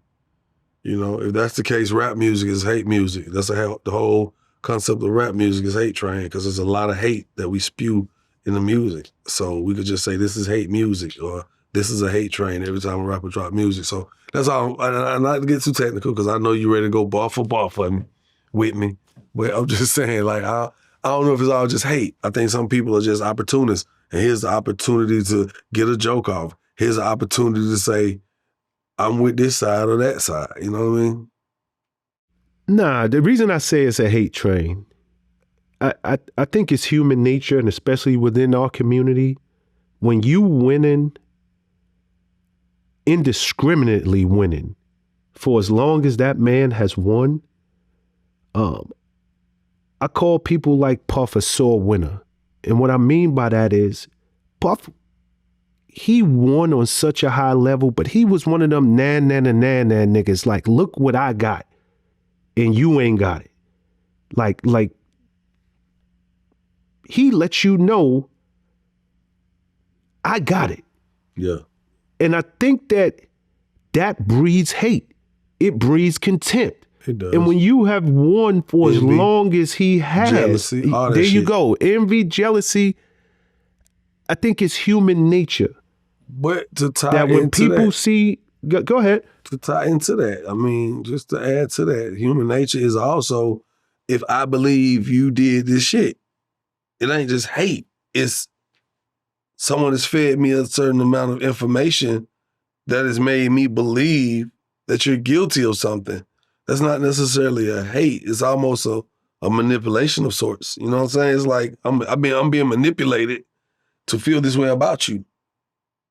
Cause right now, this is like right now, like just suddenly out the blue, people come saying I'm the worst foul nigga. I've been doing all this wild ass shit and what the orgies with my wife Kendra tying her up and letting the UPS man come in and blow her back out every day at 3. Like niggas will be like, "You dirty dog!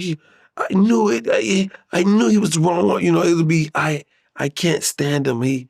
Someone should tie him up and let someone come and do him like that. You know, it's gonna manipulate people to be upset. It's gonna manipulate people to be this is gonna make people pissed off with you and not like you. That's why I don't just call it a hate train. But enough of that. Well, here's the deal, and I'll end it here. Carry on. You know, and I said the same thing about Drake and Kendrick when they were going at it. Drake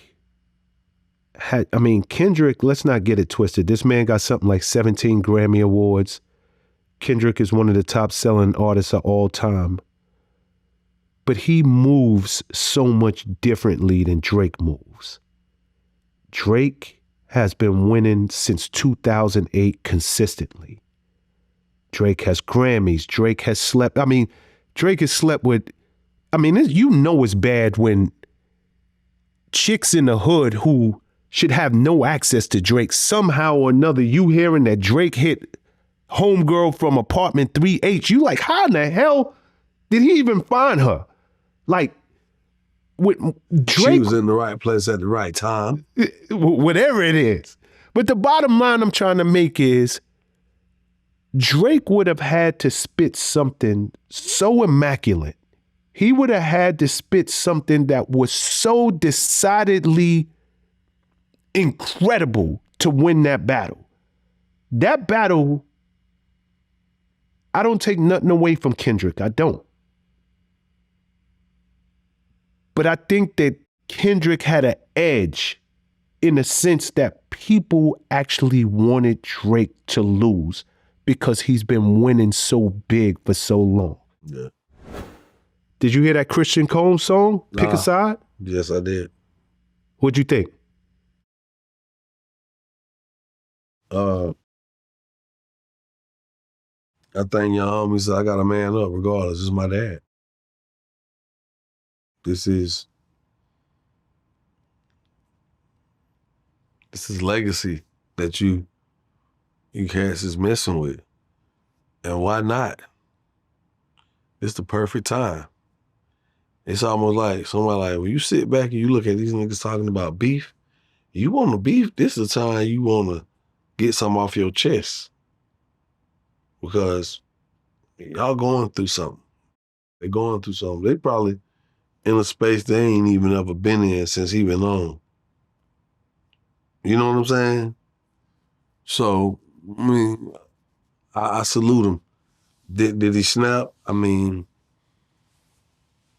delivery was kind of lackluster. He's just rapping too calm and cool. You know, it's just how he do. That's his thing. And I'm not mad at it, but I just think in a rap battle, you got to be saying some real amazing, prolific shit to rap that calm. And for a motherfucker like, oh, you snapped. And I don't know if he rapped as such to yield. People say, oh, he snapped. Then, of course, 50 came right back talking shit, so. Yeah, I salute Lil Christian, and I salute him from the standpoint, like, whether that's your father, your brother. Honor thy father. Yeah, like, he did what he was supposed to do. And like I said, I'm surprised it took this long for him to jump out. In any way, or, you know, like, this is my family. This is my father y'all talking about. You know, that's a man's son. I expect him. If anybody gonna come to bat for me, it better be you, son. I truly understand, and like you, I salute Lil Christian for putting that track out. I understand the motivation. I'd have did the same thing if you was coming at my pops. I understand why Justin was on that track. Yeah, that's my pops you talking about. Yeah. But I'm sure them boys let Puff hear that track before it was released. Do you think it was a mistake that that track ever got released in the first place?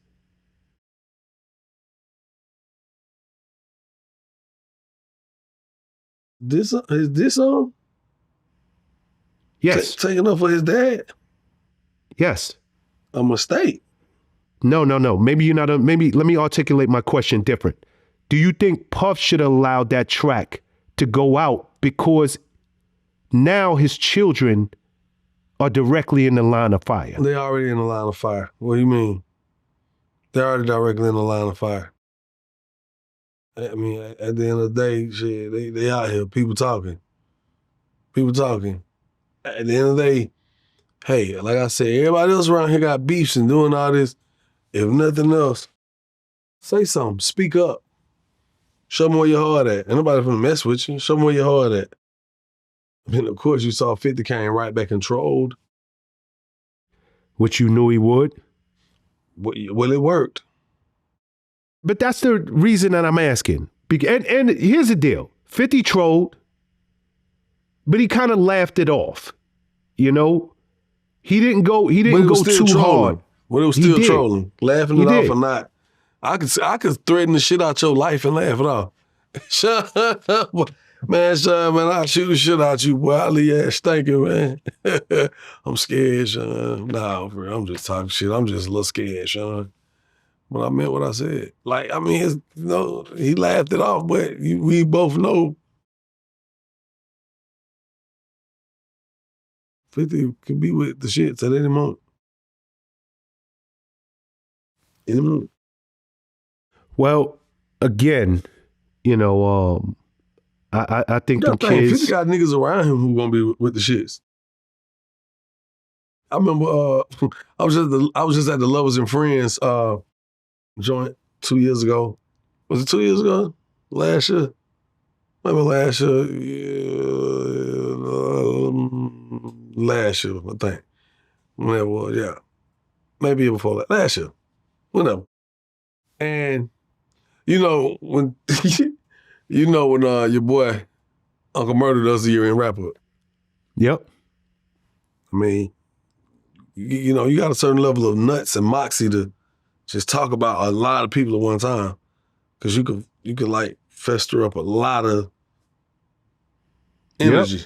Yep. Like heat on you. And it's funny as they had dissed me one time. And I guess it was in the year-end wrap-up, and I was like, damn, that shit was crazy.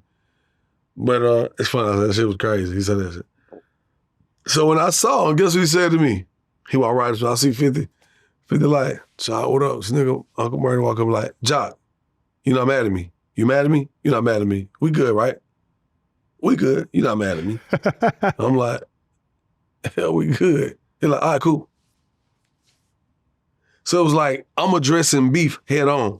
Like that was the demeanor, like, yo, so he got cats around him who thinking a certain way, they were whatever. Like, I definitely could see 50 doing something to really upset King Combs. I just think 50 is a master at being 50. I don't, you know, he's a master at being 50, but I don't think, I mean, I don't see him going at King Combs like that. I don't. No, I don't either. But it don't take for somebody to keep playing. And after a while, I say, all right, now, y'all, we're going to chill. Because he can strike a chord. He say the right thing, he can strike a chord.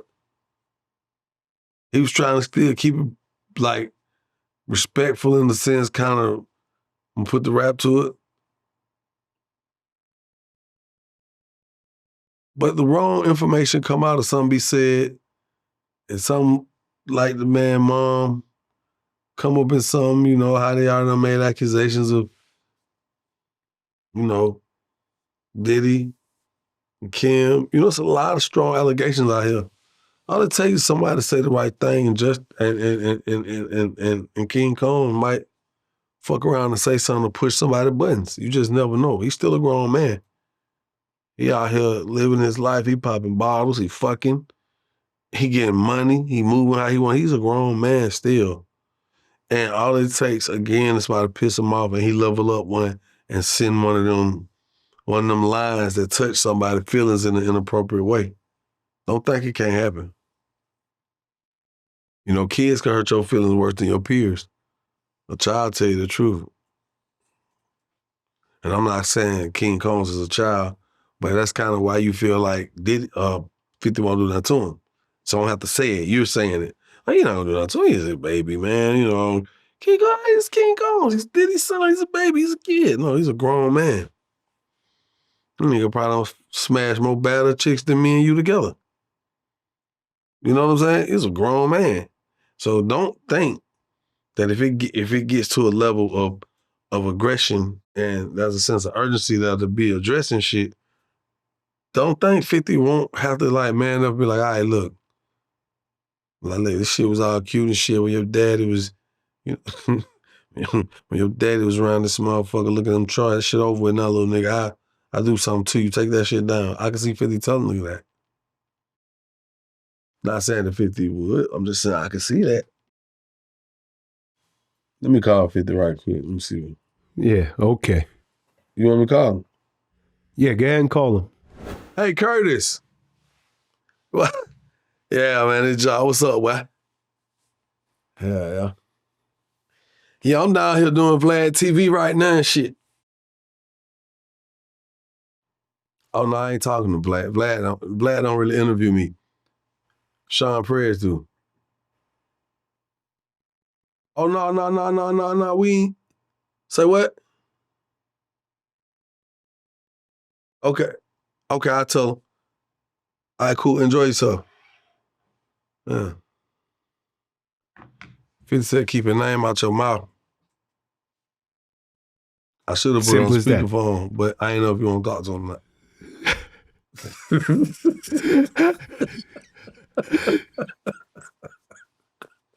Yo, your man Meek Mill, he jumped in.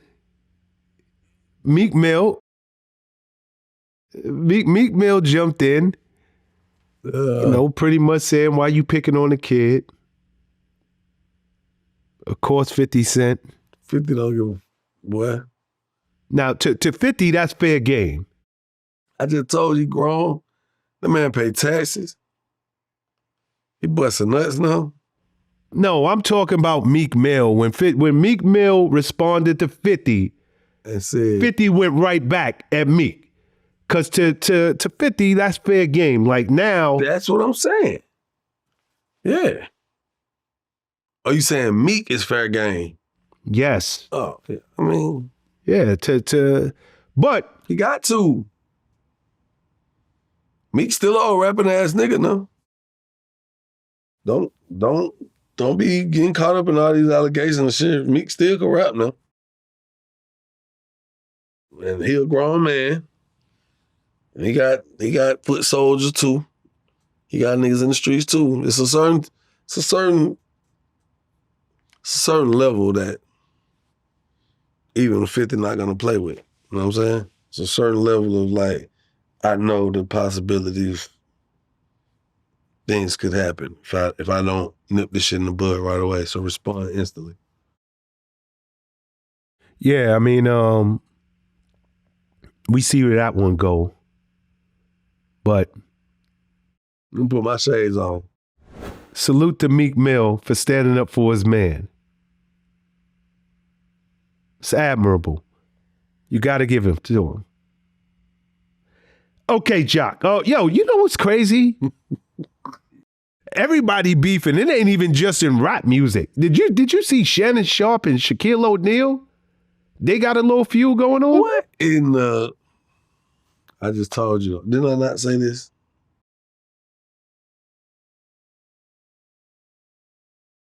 Everybody gonna get involved.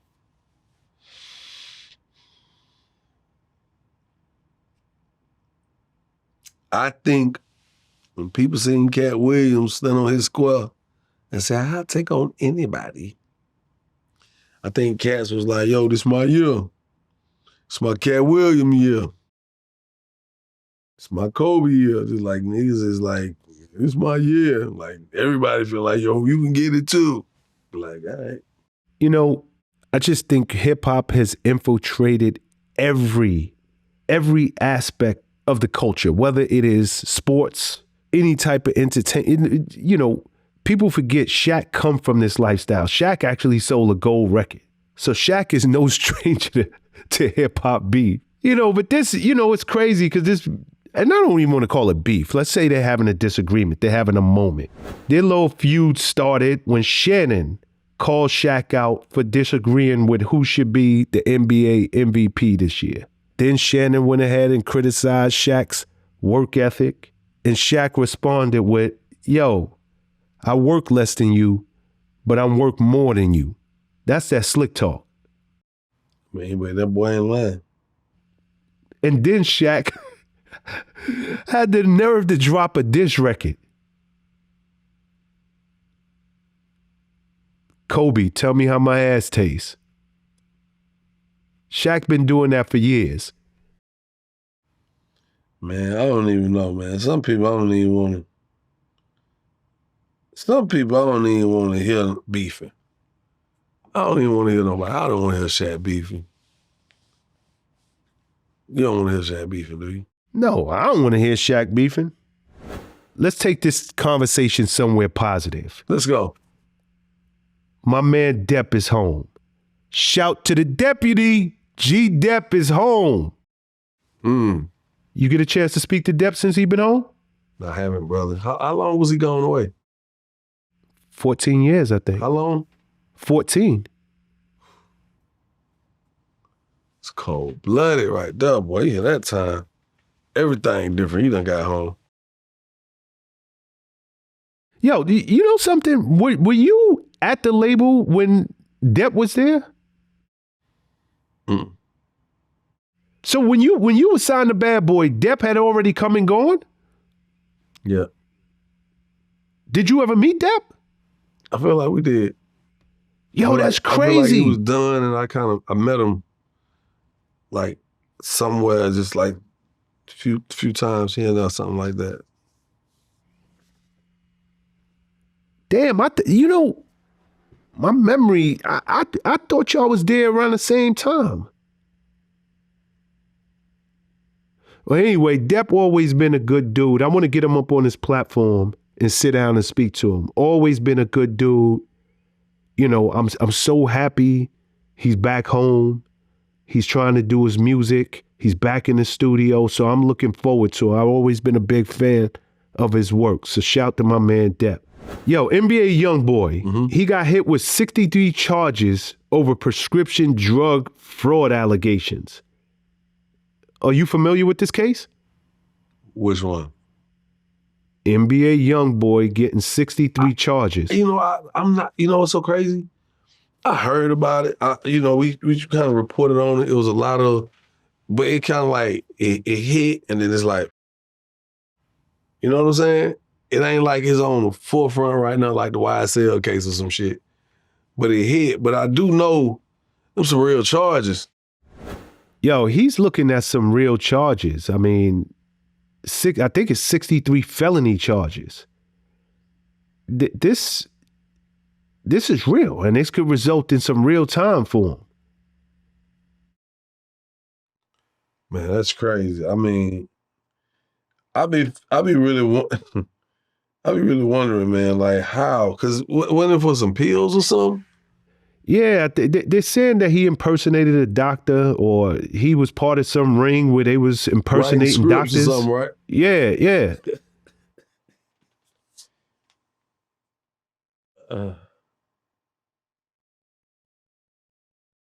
Okay, it is what it is, man. Because I don't know. I'm just like, man, like. We wish him the best. I mean, he was granted something like $100,000 bond, so hopefully it all worked. As a matter of fact, I think they just hit him with 3 more charges. Felony gun possession. He had 2 more counts of obtaining prescription drugs through fraudulent means. So this ain't looking good. But we keep it moving. You touched on that YSL RICO case. Truth be told, I just checked out. This trial has been going on so long at this point. I'm just like, I tell me when it's over. Tell me what the verdict is. You right. I mean, that's your backyard. This is Atlanta. I don't know how this gonna play out for bro, man, because he already was facing them other charges, and it was like right when he got off of the house arrest, they hit him with these charges, right? Yeah.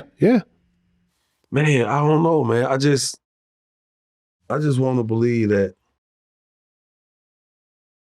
we smarter than this. You know what I'm saying? I be wanting to believe that we smarter than this, dog. But sometimes we be involved with some shit and it seems like it's a sure shot.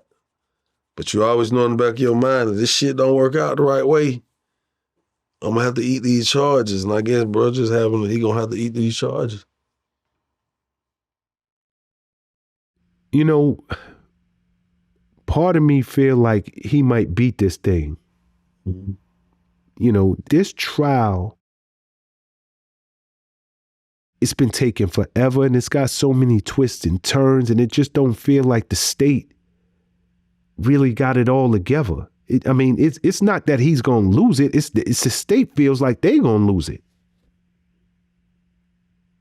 All he got to do is stand strong. Yeah, I agree, but when these people present evidence on top of evidence on top of evidence, you know how I go, man. Sometimes it don't take one thing to send your ass up the road. One infraction can send you up the road. You know that. So Yeah. when people tell me they got 100 and some charges type shit, that's Yeah, it's hard to beat all of them. every time they come with something like da-da-da. Like your turn, these people gonna be exhausted. When they finish, they gonna have to go to Disney World. You know, where you going after Super Bowl? Disney World, because this is about to be the longest case in history, especially Georgia history. That's the longest case ever. I remember speaking with Vlad about this a while ago. They said, I think this case is gonna go on for far longer than you think, Jock. I said, nah. He's like, trust me, it's gonna go way longer. I said, why? He said, just look at how it's playing out. It's a lot. It's a lot to unpack. It's a lot to present. It's a lot of playing parts. He said, it's just gonna go out pretty far. And it's definitely been going. By any chance you catch that interview Vlad did with Trenches News? No. Okay, this is a dude, he from out in Chicago, and somehow, some way he's affiliated with either Old Block or, all that's going on out there. But he made an interesting statement. I just want to pick your brain on it. They was talking about King Von. Mm-hmm. And Vlad asked him, how did he feel when he heard that King Von had got killed? And he said, I was relieved when King Von died. Some people just need to be gone. When I heard that Von got killed, I was relieved for the community, man. Because he was over there torturing them guys, man. I ain't gonna lie to you, man. It is what it is, Vlad, man. Like, hey, look, some people need to be gone, bro. You know what I'm talking about? In order for shit to get better. And he one of them. I ain't gonna lie to you. He one of them, man. Yeah, I think it's a good thing, man. Like it's a good thing, man, that they gone, bro. Like, they was down here just taking people, bro, for no reason, bro. And then people be like, oh, that don't count. He took a lame. Like, what the fuck? This lame got family, bro. Like, you know what I'm talking about? They be like, he ain't killed nobody important. Boy, he killed somebody. You know what I'm talking about? Like, they make up all the excuses, man. What's your thoughts on that statement? Because that's a hell of a statement. I mean, but it's real. I mean, people are living in close proximity. People who were living in close proximity of were probably in fear. They're living in fear. Some people want you to respect them. Some people want you to love them. Some people want you to fear them. And when you got people that fear you, sometimes people will say it. Like he said it. You know, had that one partner that he get locked up, you like, thank you, God, get up off the street for a minute, cause he gonna hurt somebody. He gonna hurt himself. He gonna do some work. Just, you say to somebody like, I'd rather you be in that than be out here dead or doing something to people. I could see that happening. Yeah, I mean, I think it's a powerful statement, but truth be told, I think we done all run into brothers just like that.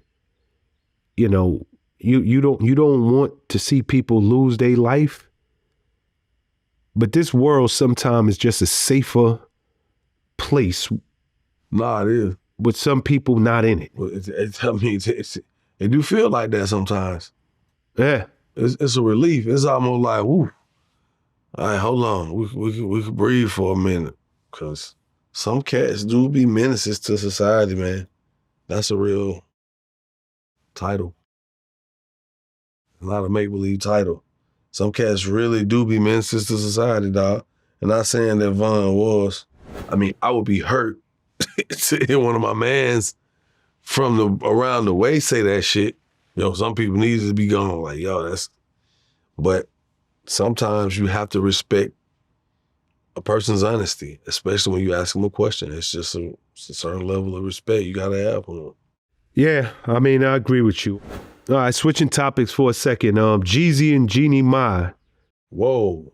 That divorce continues to be ugly. She's now accusing him of abuse.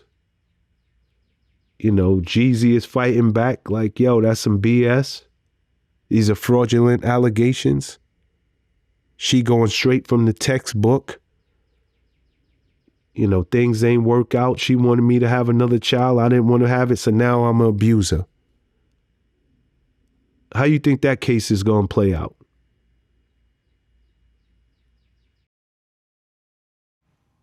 The most interesting thing of this case to me so far, just not the case, but what I keep seeing, she keeps coming with receipts. And every time she comes with receipts like pictures, Jeezy always says it's Photoshop or they did something to manipulate the situation. So when you sit back, you be like, you start thinking of what people could do and can do, you like, it's possible. But then you like, I don't know, she keep coming with goddamn receipts. But I'm like, no, Jeezy must have goddamn whopped her once or twice or something. That's because that's how I start making you feel. But I'm not saying Jeezy did anything to that woman. I'm just saying, you never know, man, because, a scorned woman, hey, man, they can go through some okay, so hold on. What? I must have missed this. Missed it. She came with pictures? Okay, so first he was saying that, remember the first thing that came out, she was saying something about his gun and the baby, he being asleep or right there while the baby was next to the gun. Then he was like, man, there was a whole fence up, the gun was out the way, the baby couldn't get to it, the baby was straight. He felt like it was Photoshop. Then next, that was a thing where they kept showing all these different incidents where they were somewhere else traveling in different places. They were showing the incidents that said, alleged that was probably some form of abuse that had taken place between the two of them, some type of domestic dispute. And then that was a thing where Jeannie Mai said that she was thrown down the steps or something like that, called that, and she showed the bruises on her legs. And then that's when, Jeezy came out again and said, yo, her and her brother are trying to put together this whole story and case against me to defame my character and to get ahead. It's like all the shit Photoshop. So, I don't know. Huh. It's so much mudslinging going on in the world right now, especially between couples. Please tell me you saw that video of Neo. I felt so bad for Neo. Neo's baby mother put him on blast. I think it was a live she put him on. In the bedroom? Yes. See, man, you know what? Like, I'm sitting there watching that shit. I was like, yo, you gotta just be careful what you take on, man, and what energy you bring home, dog. What you lay up with and who you lay up with. And I'm saying it on both ends. I'm not saying, oh, girl tripping and Neo not. I'm not saying Neo tripping and no girl not. I'm just saying, you have to just understand that sometimes, man, when the shit go left, it go left, dog. That's just what it is. Cause she was going crazy. She was talking about the drugs in the house. She was talking about my man bringing the prostitutes in the house. And it's so interesting because I just spoke with Neo. I was having lunch, man, and we both actually sat down. Was just talking for a minute. We just talking about a few different things, man. Again, I'm not saying people aren't capable of certain things, but Neo's a very well-spoken man, very intelligent, very real kind of humble, kind of soft guy, man. And I'm not putting nothing past nobody. I'm just saying,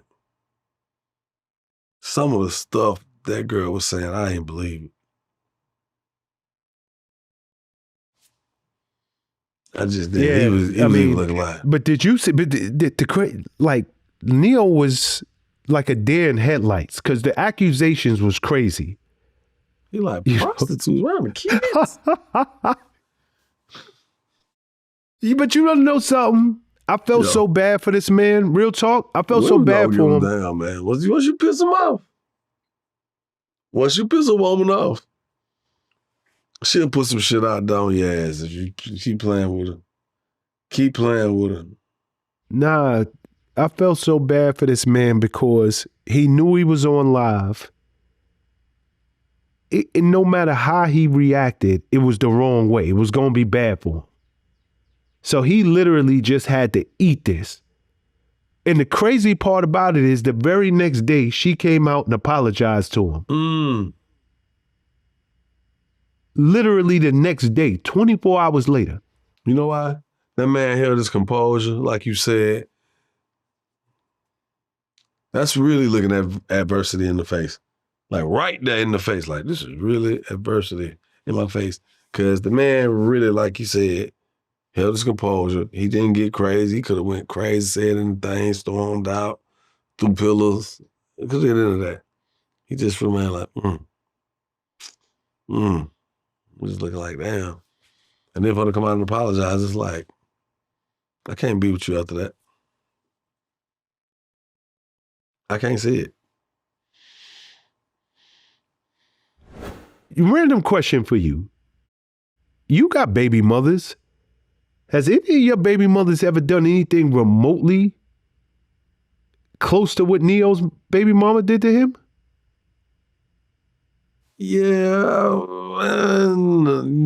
No. Yeah, I had it happen before, yeah.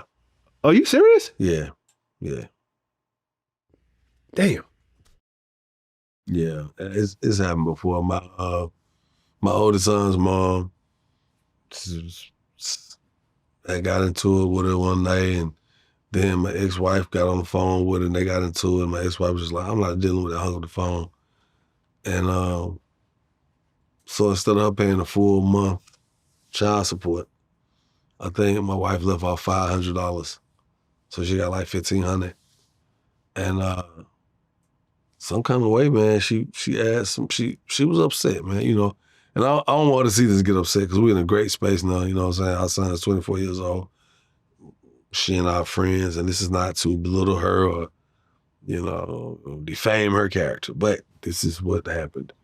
There's attorneys that came on, contingency attorneys, and they decided that they was gonna go in here and say that I was behind tens of thousands of dollars and could risk going to jail. And I was like, tens of thousands of dollars? Oh, what? It was $500 that she didn't get the full payment of. And I had to eat all that. I lost money behind that. You know, I lost some endorsements behind that because it was basically saying like I was a deadbeat dad. And but we got it resolved, you know what I'm saying? And she had to apologize, and I'm forever grateful, thankful that she did, because I don't know where we would have been if she had not apologized for that. But sometimes it might not, like that really wasn't her. The attorneys was saying all this. Like I never heard her say I was behind all this money. Every time you saw her, she was just talking about, you know, what she was dealing with or whatever, but it was always the attorneys talking. But in this case, this is this woman saying, boy, you ain't shit. You be having strippers and the prostitutes in with these kids and these drugs. It's like, girl, are you trying to get these kids taken away from us? What are you doing? Like, I don't know. Yeah, I mean, that baby mama drama is different. And some women are willing to go all the way with it. But I'm glad that you and your baby mama came to a peaceful place. And from the sounds of things, Neo and his baby mama, they back in a good place. Gary Owen. You familiar with the comedian Gary Owen? Yeah. Okay. He said a Hollywood executive offered to make him millions if he slept with him. Well, you actually had a big entertainment male executive try to hit on you at one point. Yeah. He basically was like, offered you a huge career. He don't even know huge career. It was. He offered to make you millions.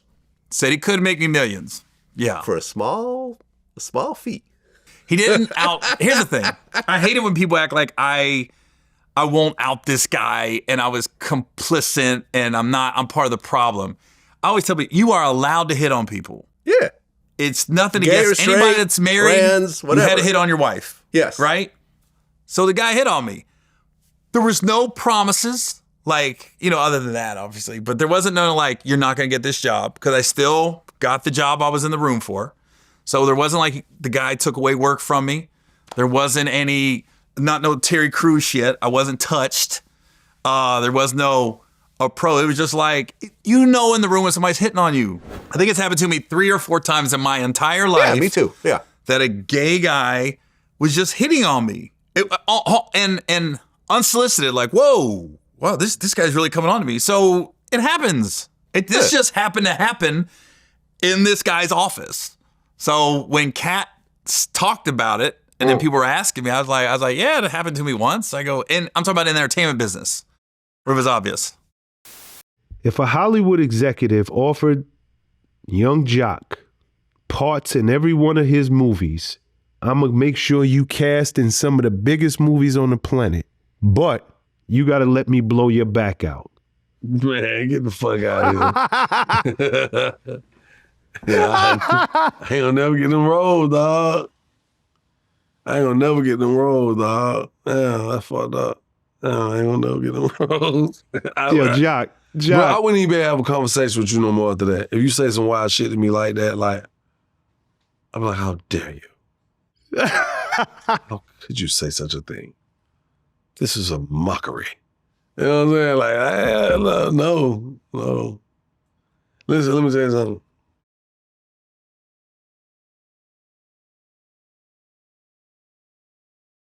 Nah. Couldn't see it. See, I couldn't let no man do nothing to me in the first place. Because I'm a man. I'm not letting nobody touch me like that inappropriately. No man. Right? And then, being that I am a man, I don't want nothing but a woman. So, I can't give it to you, nor can I take it from you. I'm going to live by that. I'm going to die by that. You know what I'm saying? Like, hey, man, let me go on and got down, whoa, put you in the next lead film, next movie. You're going to be great. You're going to be big and everything. You ain't got nothing else we could do. You trying to do, okay. You don't want to play tic-tac-toe or something? Like, you got to smash? Like, nah, I ain't doing no smashing, bro. I'm not that kind of guy. I'm a virgin. According to Gary, he took the same stance as you. He said he passed, but he was still cast in the movie. So it ain't like whoever the director was held it over his Just head. getting a free shot off of him. I ain't with it. Like, that shit just remind me of How to Catch a Predator. You know what I'm saying? Like, you can't see him like, you want some candy? You want an Oscar? You like, I want an Oscar? Well, you gotta come get this Oscar Mayer first. Who sent you, man? Like, get the fuck out of here. Who sent you? Yeah, but you want to know the crazy thing? Mm-mm. I mean, people, like, I don't dudes is want no going to take crazy this. thing. Nah, hear me out. Dudes is gonna take this to their grave. But let's not get it twisted. I'm sure it's some actors out there that looked around and was like, yo, do anybody see that I came up to this hotel room and said, I'm going to take you up on that offer? Now, this is a one-time thing, right? I don't know how the shit go, bro. I don't know. I don't know the shit go. I don't know they're gonna give you dick in installments or all at one time for a low price. I don't fucking know. Excuse my language, but I just don't know, man. I just can't see no man telling me no shit like that. I'm like, you said what now? Yeah, I don't even know how that conversation happened. I would love to talk to Gary myself to be like, yo, like, what was y'all talking about? Like, what was the segue into this man saying, yo, if you give up that butt, I'm going to make you a multimillionaire. Nah. Cut it out. Knock it out. Oh, my God. Yo, here's the deal, man. Let's switch topics because this conversation is bananas. Whoa. Really, Really? Sing. Whoa. Let's talk about a savage in another savage conversation. Come on, Gilbert man. Arenas. That damn Gilbert crazy. Did you see that Gilbert Arenas conversation where he said he took back? I think he bought his wife something. What's her name? Lauren Govan. The ring or some shit, right? Yeah, $400,000 ring. And then They broke up. He got back together with her, gave her a fake to switcheroo. So I paid $395. I think like $395. Is it $395 or $495 for What is the it, real like 15 carats or something? It was up there. It had big stones. It was, I mean, 400,000. diamond all the way around. Yeah, you're talking about like 15, 20 carats. Like it's like huge, a huge Yeah, it was rock. It was with a massive, huge stone in the middle. Yeah, there was a big stone in the middle, and then had 3 stones on the side, and then Right. yeah, it was. But the one in the middle is the one big. where that's where the money went. Yeah. So you end up getting a fake version of that. Yes. Now, how much did that cost you? $10,000. And when we broke up, I'm like, that was a fucking waste of money. I want my ring back. So I was like, how do I get my ring back? Fuck it, I just gotta get her back. But when she comes back, I'm gonna have a fake one and I can switch it at any time. And then that's what I did. Had the fake one created, then started, hey, missed you, come on back and do all that stuff. She came over with the ring. No, not just like later on. That's like, that's like months later, like 4 or 5 months later. Okay. And then, And the whole thing was about the ring. And then, and then played house. So you played house for 4 months to get that $400,000 ring. No, after it was 4 months, and then I had the ring, and then started playing house again. And then, but I never switched it. I just knew that I can switch it at any time. And then years later, and then I eventually switched it, put that one in the safe deposit, and then she just had the fake one. And she never noticed. Yo, is that dude not savage? That's savage. That's savagery at its finest. I mean, I was wondering if something could be done, because that's kind of like theft by deception. I'm not saying I want nothing. I'm just, I wonder, because I gift you something, right? It's yours. It belongs to you. Now you come and take it and swap it out. You deceived me, because now I think I have a theft by deception. You want to keep talking about it? Or you want to turn it into a charge for the man? Well, I think that she tried to get him charged, if I got my facts right. But because they were still married. Sue him? No, I think she tried to get him charged, and because they was married, the judge was like, "Yo, he can give you something and take it back. That's not theft. Y'all was married. They hadn't yet gotten a divorce." Okay. I ain't got shit to say on it, because I'm telling you, like, I understood why he did it. Cause it's you know how the shit go though. Really, if a woman mess up, she's supposed to get the ring back, right? If she chooses not to marry you or she mess up, you get the ring back. But because you gifted it to her, if you walk away, you don't get the ring back. It's only if she chooses to get a ring. If she chooses to walk away, it's called cheating. She get the ring back. That's her ring. So then you come in and treat me out of my ring, then you break up with me. I don't know what that judge talking about. Cause we married. You come take my Rolex and switch it out for a fake one. Gonna be a lawsuit. I'm gonna sue the shit out you. I'm gonna sue you. I'll sue the hell out you. You know what I'm saying? I don't care who you is. Well, you know, he in that same interview, he said something that was crazy. He said the going rate for an NBA girlfriend to keep quiet is $60,000 a month. How much? $60,000 a month. 60. That's the going rate. That's the going rate? For the most part. Okay. I mean, That's $720,000 a year? A quarter million a year? I mean, when I say pay, listen, everybody think there's this thing called tricking, right? And if that's what you want to call it, then fuck it. Call it whatever you want. But for the most part, that's why you don't see NBA players in most of these situations that you see the rest of the world in. Yeah, that's what like if you're in a prime situation with one of them guys. But he was also saying like on the low end, like $5,000 a month. For like a nigga just starting.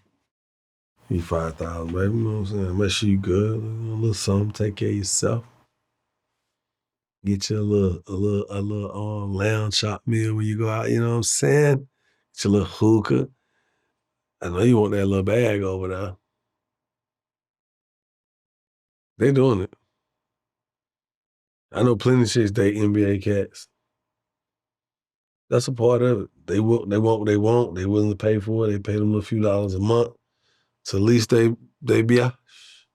And they be happy. $60,000 a month is nuts. Like, you said $60,000 a month just for some nuts. What you said? What you said? It is nuts. Oh, yeah, that's nuts. I'm sure. I was like, man, you vulgar today. $60,000 for some nuts. I'm like, yeah, that shit's extra. But I mean, it's happening.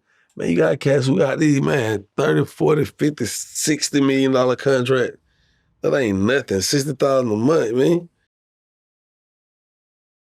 Man, all these M's supposed to be your lady. Man, you can get shot of, or you can get shot of $100,000 a month if you want to. 12, that's what that is. 1.2? Yeah, 1.2. Hey, man. They got it. They got it. And if she bad enough, man, she gonna have it too.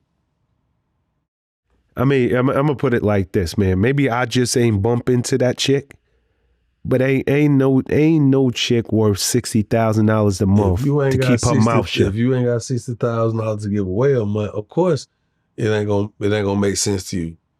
That's real. You got a chick who, look, I'm trying to keep her fly. I want her to move when I move. Because it's not always you going to run into a chick who already caked up, bossed up, and going to be able to move how you move.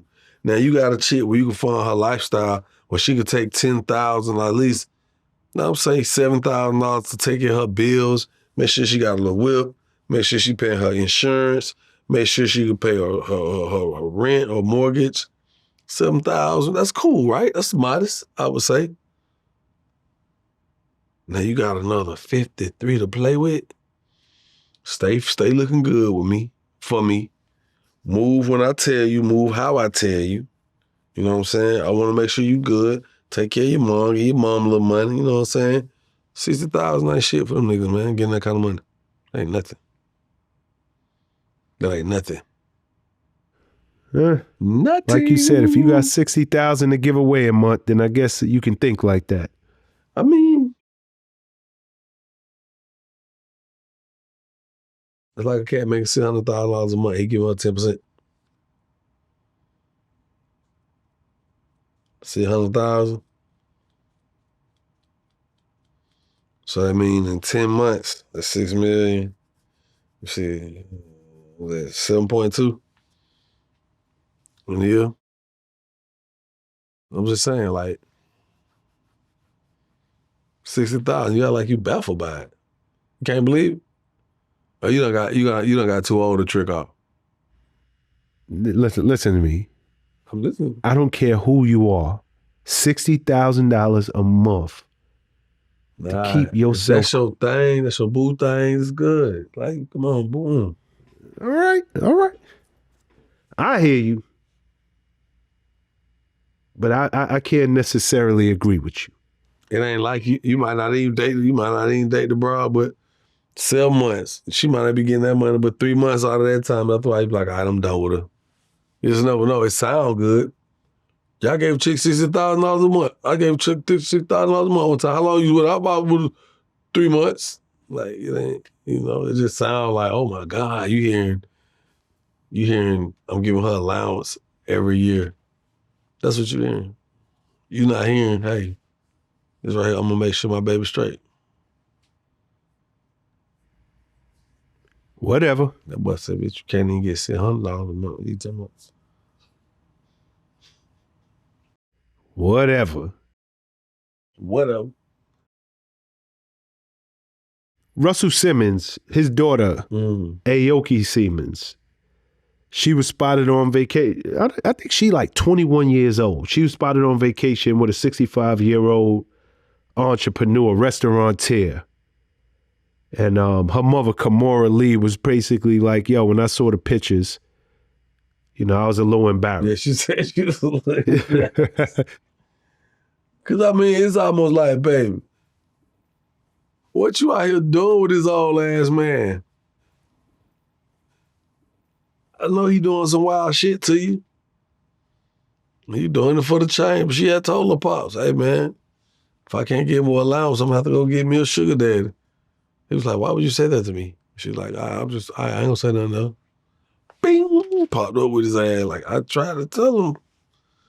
Yo. I mean, if you caught you got daughters. If you caught any of your girls dating a man who was 40 years older than them, how would you handle it? First and foremost, we're going to have a real goddamn talk, bro. Hey, let me holler at you, partner. What is you trying to do with my daughter? I know she grown now, but tell me what you trying to do with my daughter. I turned into that man on the movie Wanted. If you do anything to my daughter, I will find you and I will kill you. Yeah. I'm going to have that conversation with a real, theatrical voice. I've summoned you because I'm not going to play with you, dog. I don't give a fuck about none of that shit. I know age ain't nothing but a number, but you ain't gonna be no 60 years old knocking down my 19-year-old. Could you see that? No, right? Nah. That's hell, man. I'm gonna have a conversation with her. What are you doing? Why are you putting your business out? It's nobody's business. Nobody's not got to know you letting this old cat smash you for money. That's your business. I can hear Russell saying, that's your business. I can hear him telling her that. You have a problem with it? If my daughter was dating a man 40 years older than, yeah. I mean, if she was, 21 years old, that's, yeah, I would. That's hell. I'm sitting here thinking my daughter is 21. And I'm just like, hell no. That means she dating a man that's older than her daddy?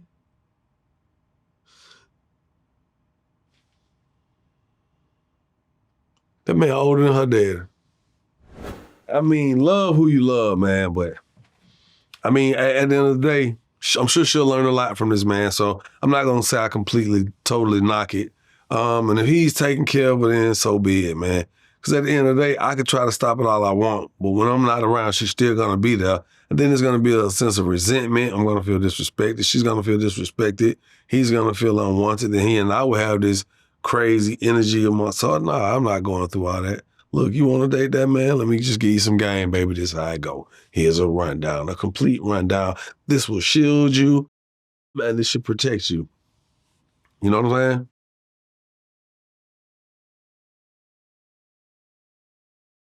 Okay.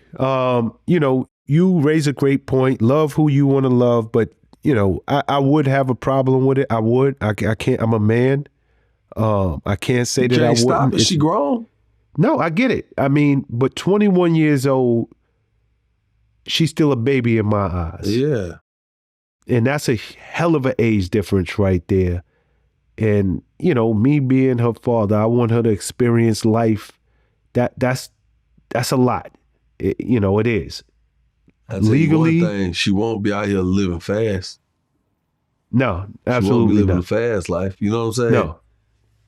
She ain't gonna be running the streets with no older guy 60-something years old. You know what I'm saying?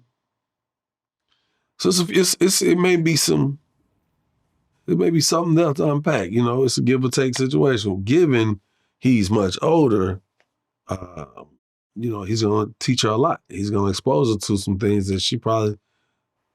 You know how long it'll take to get to the point where you getting that type of game and wisdom out of a guy? Yeah, but I think I like her to live her life and get to that point on her own. But here's the deal, right?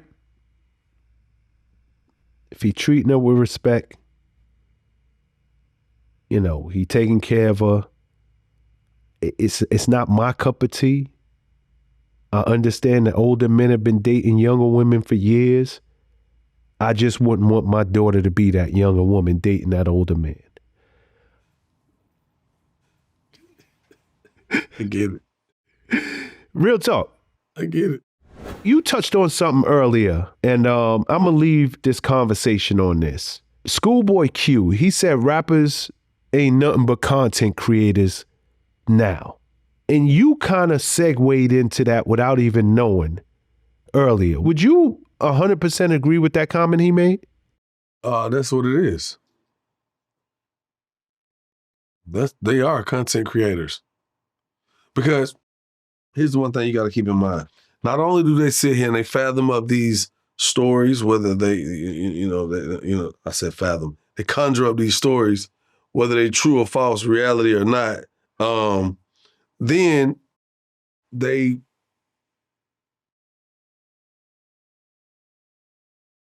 shoot videos, they shoot content to support the songs, the music. But then also you got to keep in mind, they also take on the responsibility as an influencer. Influencers are what? Content creators, you know what I'm saying? Because when was the last time you walked in? You drink? You drink alcohol? Very rarely, very rarely. When was the last time you or someone you know walked in a liquor store and just like, I'm gonna try that today? It don't happen like that. They tell you what to drink. I wouldn't have walked in the store and picked out no Seagram's gin, no Tanqueray gin, no Dr. Bombay gin. You know what I'm saying? I wouldn't have just went in there and picked it out. I wouldn't have walked in the store and picked out Remy Martin. I wouldn't have walked in the store and picked out Hennessy. You know, I just wouldn't have. I wouldn't have walked in the store and just picked out a Ciroc. I wouldn't have walked in the store and just picked out a, so what I'm saying is rappers, they influence you to do that. You know, I remember the first time I heard Jay-Z talking about Hermes, boat shoes, Birkin. We don't know about half of that shit until they put us up on it, because they actually got the money now to actually be out here and be like, oh shit, this was popping. You know, I got this bag for $40,000. Like, we wouldn't know of any of that stuff if they didn't give it to us, if they didn't roll it out to us. You know, and when it comes to music and rappers, they can determine what's the new lingo. They could determine the new style of dress, the new way to wear your hair, the new way to party. Once upon a time, people didn't stand up in sections with bottles. You got the rappers doing that, have done that. You know what I'm saying? So they are content creators. They are influencers. We've been that. Well, you know, I think based on our earlier conversation, yes, you know, many of them, they understand that rap has evolved and it's not just about your music. If you're going to succeed, I got to give you something more. And in many cases, I'm just putting content out there because I'm dragging you into my lifestyle. People want to see it. You can't tell me you're rich. You cannot tell me you're rich and think I'm supposed to believe that you're rich if you can't show me you're rich. Show me. You got to show me. You have to create some content to show me. That's why lifestyle is so important now. In our culture right now, like somebody could be a nobody. You don't know who they are. But if you get to look at them and be like, I don't know who this is. I don't know, but the nigga popping. Boy got one of them. We got one of them. Hey, man, you see that? They pulled up like this. Man, the boy came in there with this song. Man, they bought it. You see the content. You would believe that person got $100 million just off of what you see the content. You be like, shoot, man. The boy got 3 Rolls Royces. You gonna assume that man got that bag. So lifestyle completely stamps it. All the content, all the stuff they talk about, the lifestyle. When you can show the people lifestyle and truly stamp it, then yes, they're influencers, they're content creators. We are. I am. Have been. Been one. All right, Shakespeare. Yes. We'll leave it there. Yes. Yes. Yes. Yeah, Jock, it's my pleasure as always, brother. I know you was in a little pain during the interview with your knee. Yeah. And I'm actually on some medication too, man. So it kind of got me a little calm in 1 minute, and I'm like, then I'm like, But hopefully we got our points across today, and we left it on the table. You did. 100%. Yo, Jock, I'm looking forward to the next time. Until then, be safe. I love you, brother. I love you too, Prez. My man. Thank you, family. Y'all stay up.